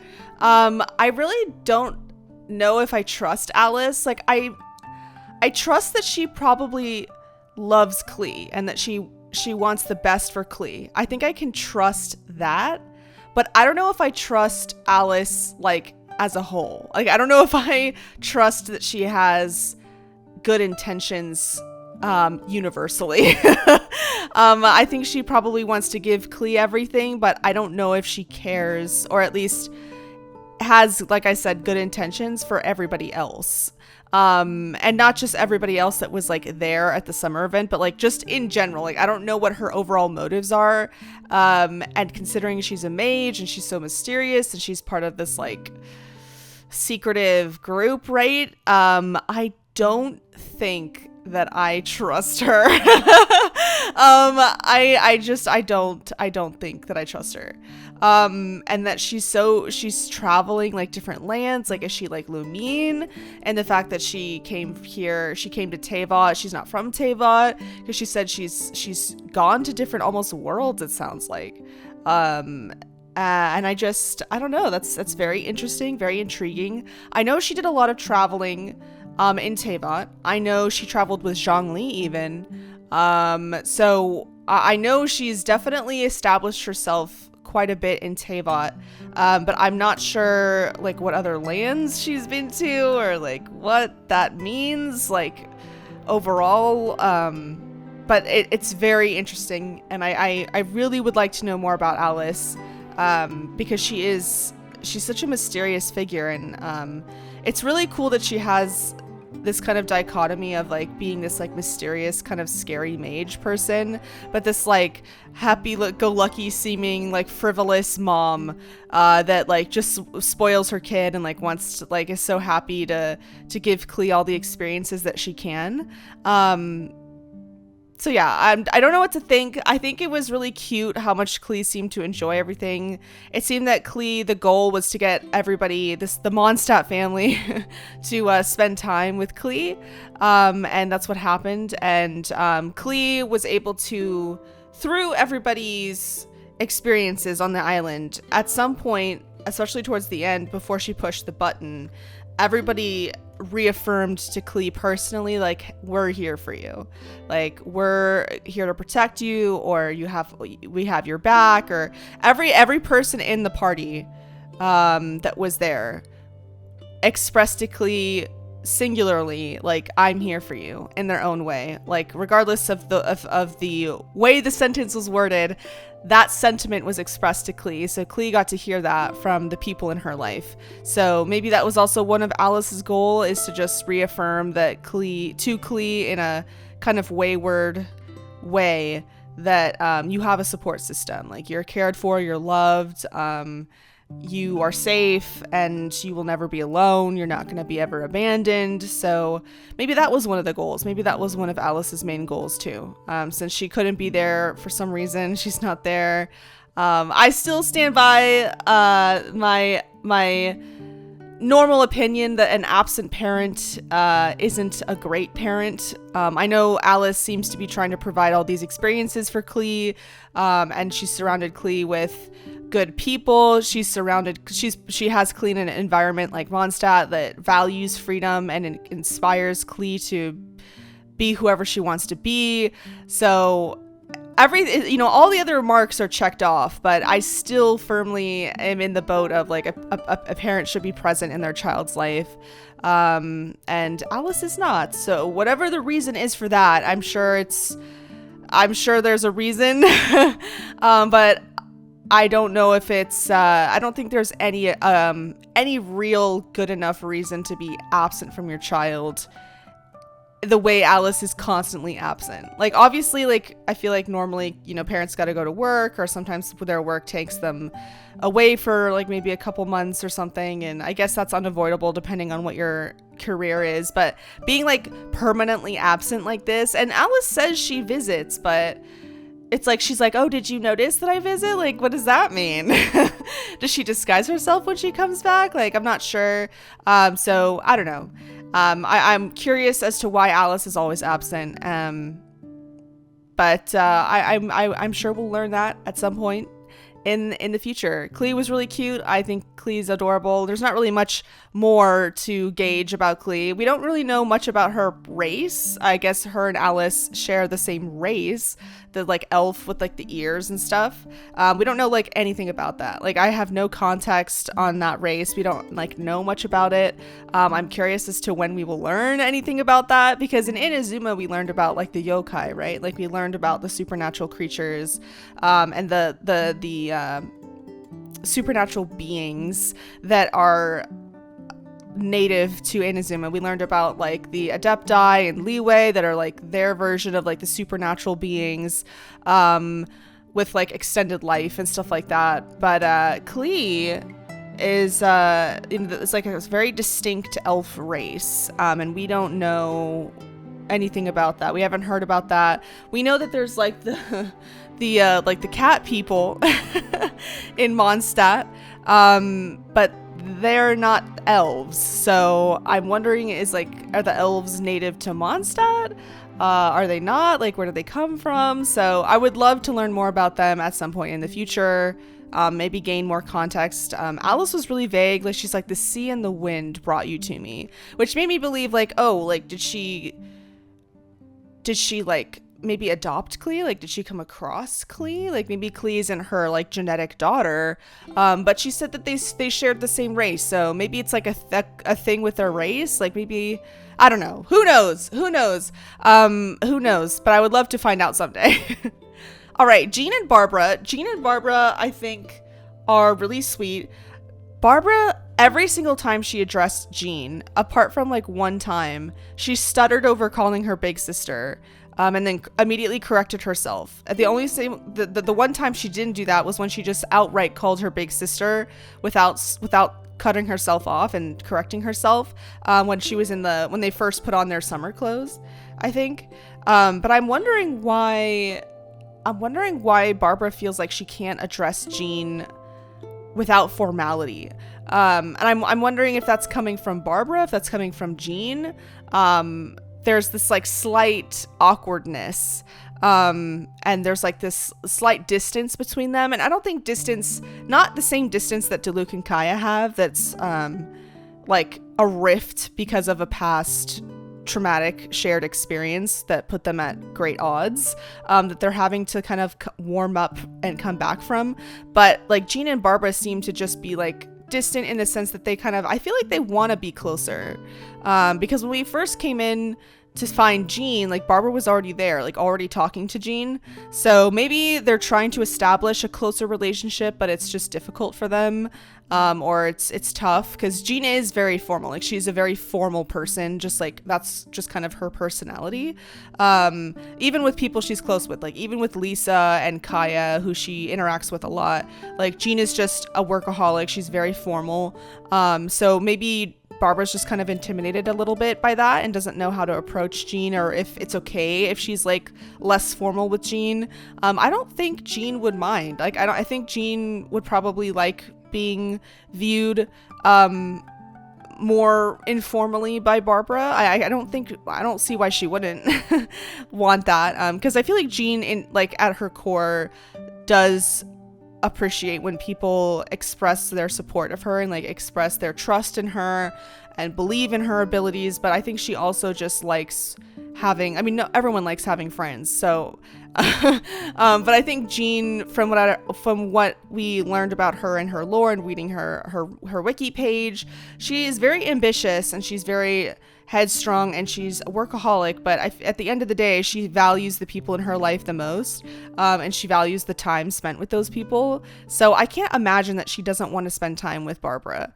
So I'm wondering if maybe we'll see progression of their closeness in future events. We didn't see anything in the story, so if there's any progression within their relationship, we most likely will see that in events, or I'm hoping so.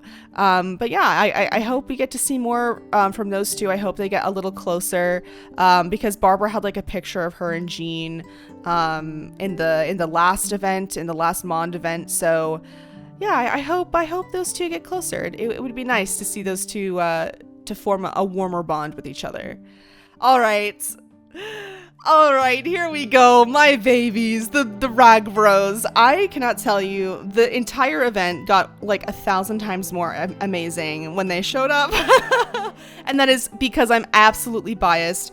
I loved that we got to see them interact. Like, I was getting fed so well because I've learned, okay, I've read both of their backstories. I've read all of their voice lines. I've read all their wiki pages and all that stuff. I will be doing a video on them.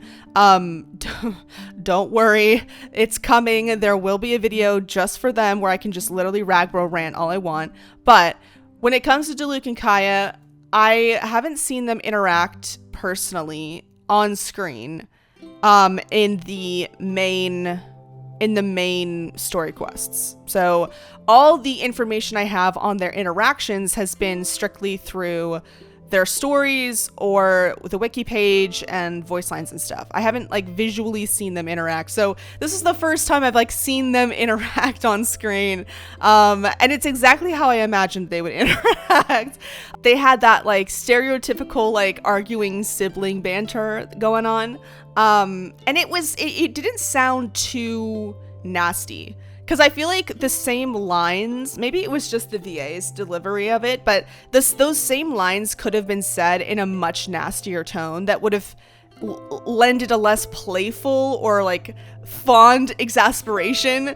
It would have lended a more angry tone to their interactions if those lines were read with like differently, but they weren't. I feel like they were read very playfully. And yes, it was like kind of like they were jabbing at each other, and like Diluc was always going like, oh, he was always like sighing or going like tusking at Kaeya, but I felt like it had that fond exasperation to it. Like they knew each other's buttons and they were kind of pressing each other's buttons, but they weren't doing it to the point of like genuinely angering each other. It was just like fond exasperation. And it was like a little, it was awkwardness for sure, but Kaeya was like definitely leading the charge when it came to making jokes at Diluc's expense. And Diluc was like letting him do it, really. I mean, Diluc's only response was like rolling his eyes or sighing. It wasn't anything more than that. Like, I feel like Diluc definitely could have said something really nasty to like stop Kaeya from like joking or like making jokes at his expense, but he didn't. He let Kaeya do it. And I don't know, I think there's something to be said about that. Knowing how volatile their last real encounter was, it's really nice to see, or at least understand where they're at right now. I hope they get closer. Like, I want to see them reconcile so badly, because even though they were able to maintain civility, and there was definitely this banter that is bridging the gap. This like the trauma bridge that they have is built off of their bantering. It's like the only way they really feel comfortable enough. That's the only way they feel comfortable enough to interact, is what I'm trying to say. They're bridging the gap through banter, through joking. That's pretty harmless. But it still hints at the fact that they like know each other really well still. But you know, Kaeya throwing jokes at Diluc's expense, Diluc kind of like shrugging his shoulders and pretending to be a little pissed, but he's not really that pissed. I don't know. I feel like it's something, and I hope we get to see them reconcile, like truly. I really want them to. I want to be in the room when they are having an honest conversation with each other about, you know, what happened. I want to see apologies. Like, I want to see sincere attempt at reconnection. And I'm asking for like an entire arc I mean, I didn't expect all that in this event. Like, obviously the theme and the main focus of the event wasn't their relationship. It was Klee and this, you know, exploring and spending time with each other as a group. Like, that was obviously the theme, so I wasn't expecting that, but I hope in the future, maybe in future events, we'll see more of them, more interactions from them, because I feel so deeply about the Rag Bros and their relationship as brothers. Like, I feel so intensely about it. And I want to see them heal. I want to see them heal so badly because they love each other. Like, I know they fucking do. And because anyone who has a sibling, like, I know for a fact anyone who has a sibling has argued and bantered with a sibling like they have. Like, I know for a fact. I've done that with my brother so many fucking times. Where you like purposely piss them off or like push their buttons, and then they let you do it sometimes, and sometimes it's the reverse and they push your buttons and you kind of let them do it, and like you just brush it off or whatever. So like it's definitely a very sibling coded interaction, and I just want to see more from them. I hope we do. I know they care about each other a lot, but it was really sweet that they were both here for Klee, and we're more than happy to just kind of escort everybody and just be part of the group. I think Diluc especially is very isolated from the Mondstadt group, and I think he does that so on purpose. I, in my opinion, I think it's because he thinks he doesn't deserve happiness. He thinks that he needs to punish himself, because I believe that he feels a lot of guilt about how he treated Kaeya and what he did to Kaeya, and the way he's atoning for all that is by keeping himself very separate from Kaeya in his life, and that includes the Favonius Knights. Obviously, Diluc doesn't like the Knights of Favonius for very obvious reasons, but I feel like there's also a separation, because when we did the main quest, he went to Jean instantly. He had no reservations about calling Jean in, even though she was like literally the acting grandmaster of the Knights of Favonius. It didn't matter, because he was like, to him, Jean is Jean. And I think it's the same for Kaeya. Like, for him, Kaeya is Kaeya. When he needs to call upon the people he trusts, he will, regardless of any past grievances, regardless of his isolation, regardless of how distant he is from people. He will call upon the people he trusts when he needs to. And the fact that I would have loved to see Diluc Kaeya, Razor, and Albedo.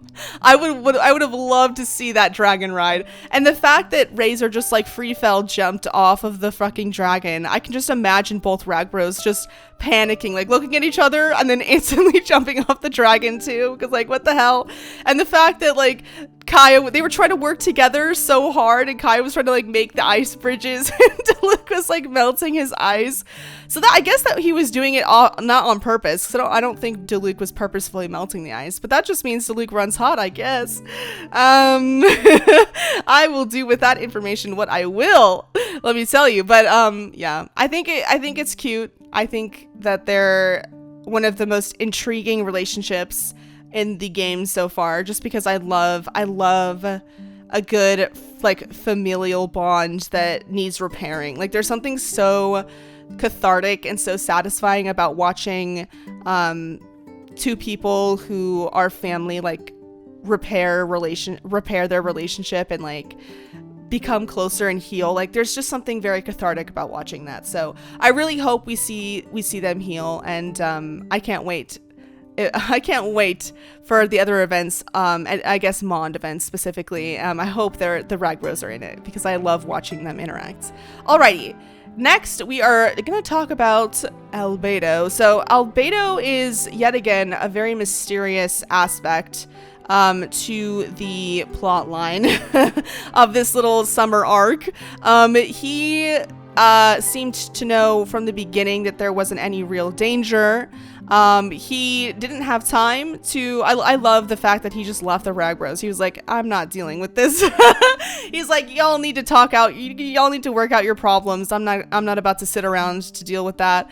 I understand why he didn't tell Klee that he knew that it was her mom, because the whole point of the whole summer trip, Alice's whole goal was to just give Klee a little adventure. So I understand why he didn't tell Klee, but I have no idea why he didn't tell everybody else.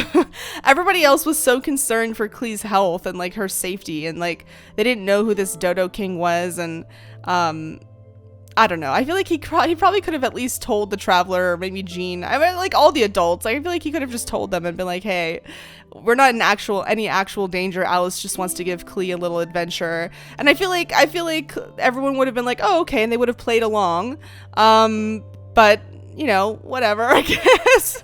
I find Albedo and Alice's relationship really interesting because we know that because we've done Albedo's character quests, we read his wiki and all his voice lines and stuff, so we know that Albedo was created. We also know that Alice and his master, his creator, Gold, also knew each other. The fact that he calls her Aunt Alice is interesting. He seems to watch after Klee. I think he genuinely cares about Klee. I believe that. I don't know if Alice, she seems to view Albedo as like Klee's like cousin or like older brother, because she seems to trust in Albedo a lot. I don't think Albedo would ever hurt Klee. I'm not trying to imply that he would, but I don't know. I think Albedo is so mysterious, and it's hard to trust him, you know? Like, I think, okay, here's a good parallel. Just how I trusted Alice, the only way I trust Alice, the only kind of trust I have in Alice, let me say, is the trust in that she would never hurt Klee, because I think she loves Klee. And she's doing what she can for Klee in her own way. I think it's the same for Albedo. I think I only really trust Albedo to care about Klee. Like that's what I trust about him. I trust that he does care. I believe that he cares. I don't know if I trust him in other matters, because he's so mysterious. Like he says like really sus shit all the time, and he's always giving people side eye and like being all Albedo-y. So he's just a little stinky. He's a little stinker. I don't know. There's something up with Albedo. So maybe someday my suspicion of him will be actually founded on some real fact. But as of right now, he's just very mysterious. But I do think that he gives a lot of shits. He gives a lot of fucks about Klee, okay? He really cares about Klee. But anyway, Albedo being a little troll, I guess, was hilarious. Speaking of little trolls, Razor, he is so innocent, and the fact that he came outside of his little forest, his little away from his wolves, and away from Mondstadt to ride on a fucking dragon, which probably freaked him the fuck out. Cause Razor, he can barely even read. He can't even read. He's just a little feral boy child.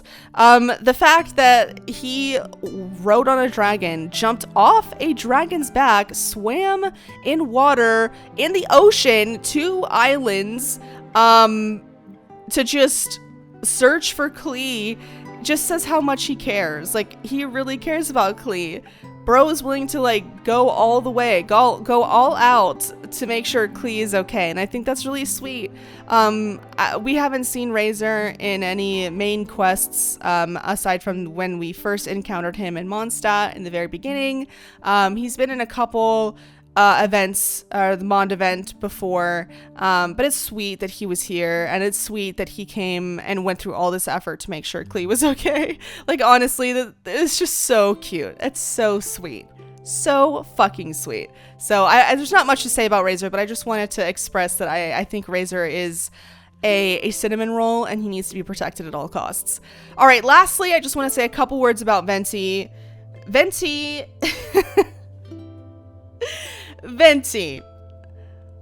period. I feel like that's all I gotta say. We all know what I mean when I say Venti.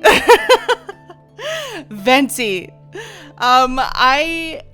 I know a lot of people don't trust Venti, and I get why, and maybe I just trust him a little too much, but he's so personal. Like, he's so much more personal than the other Archons are.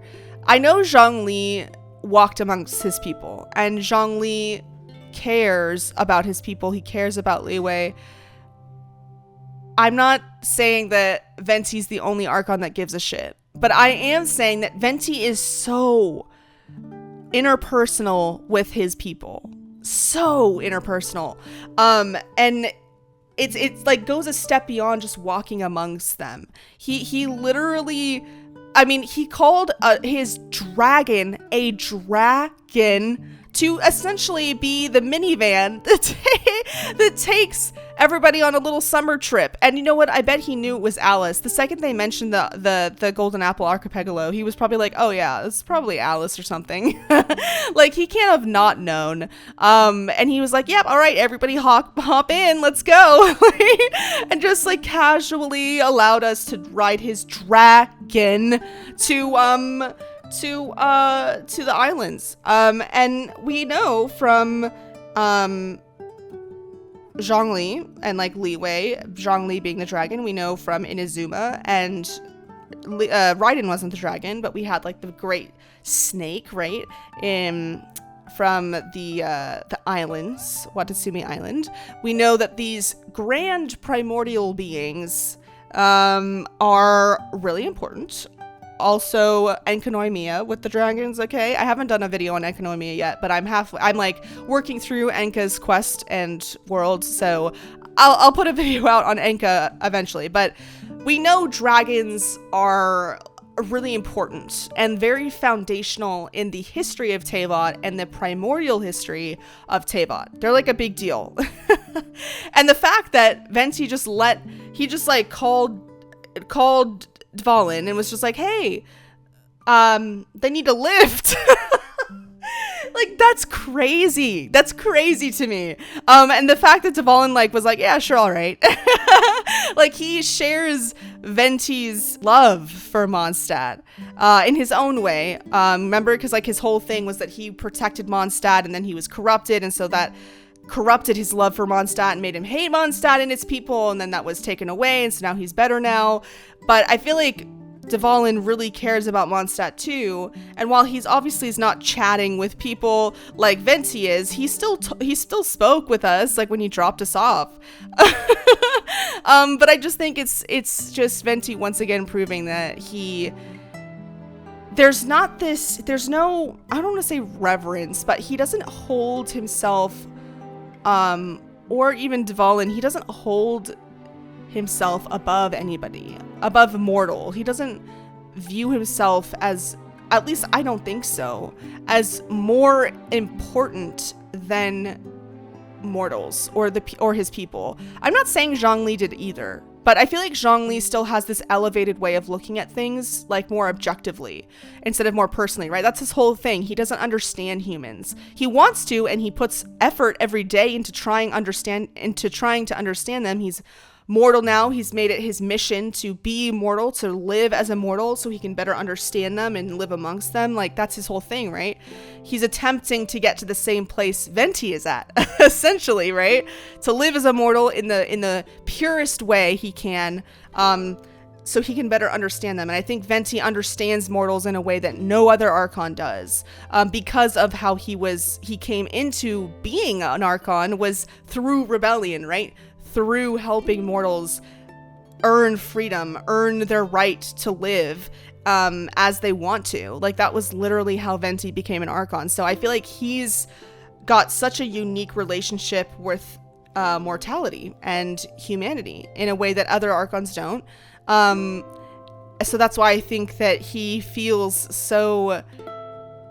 feels so protective of Mondstadt and the people of Mondstadt's experiences. He won't interfere, but I feel like he's very protective of our right to experience, our freedom to choose, our freedom to explore. Like, that's his whole thing. So I don't know. I think it's hilarious that he was the ride essentially to the islands, and that he was like, hey, you know what? You guys want to all go on a little field trip? All right, hop on my dragon and I'll send you guys over.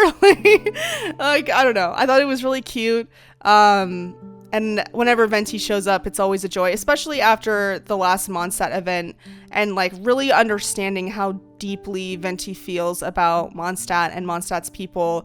It's always really lovely to see him interact with his people and to continue to provide assistance and help in the flamboyant and clairvoyant way that he always does. So yeah, I loved seeing Venti. I always am happy to see Venti. He's very interesting, and I love watching him interact with our character cast. Thank you so much for making it to the end of the video. If you did, as always, you guys, I really appreciate you spending your time with me. I know I have been very lax on the YouTube uploads lately, but I promise it's not just because I've been lazy. I haven't had 2 days off in a row from work in like 3 weeks. So I've been having to really kind of organize my time, because I haven't had time to like do chores and like all this other stuff. Also, a lot of the creative free time that I have put aside, I've been using for prep for some new content coming to the channel. Baldur's Gate 3 is a game that is going to be heavily covered on this channel. Like, I'm doing a whole dedicated playthrough with like extraneous videos and stuff like that, regarding like other characters and analysis and all this stuff. So I'm really going to go all in full throttle, because this is a game that I feel like is going to be one of my all-time favorites like ever. And I'm just really excited to share my experiences with you with that game. Like, I feel like it's just gonna be so much fun. So I'm really excited, and it's coming out as of the posting of this video. It's going to be coming out in like a couple days. So I'm very excited, but I've been doing a lot of prep for that. Like, there's a video, I have like a script written and everything. So I've been really preparing for upcoming content. I've also been doing Twitch streams, spending time with you guys on Twitch. So that's been a lot of free time that I've been putting towards streams. But I'm sorry, but I am trying to get Genshin videos out. I really, even with the new content coming, like, I'm really gonna still and try and prioritize a Genshin video every week. Like, I really want to keep pushing that, because Fontaine is coming out really soon, and I would like to at least start Sumeru content when Fontaine comes out, so we're at least an update behind. Previously, we were like a couple years behind in terms of like when content came out, but we've caught up. So now I want to at least be an update behind on content, and then maybe someday we'll be up to speed, and I'll be able to upload Genshin content that's in line with current Genshin content. But as of right now, I want to try and keep us at least an update behind, and we can catch up. But yes, I'm really working towards that. Do be patient with me, but just know that if a video isn't coming out when I say it's coming out, there's almost always a reason. It's usually work or it's because of other content that I'm putting out.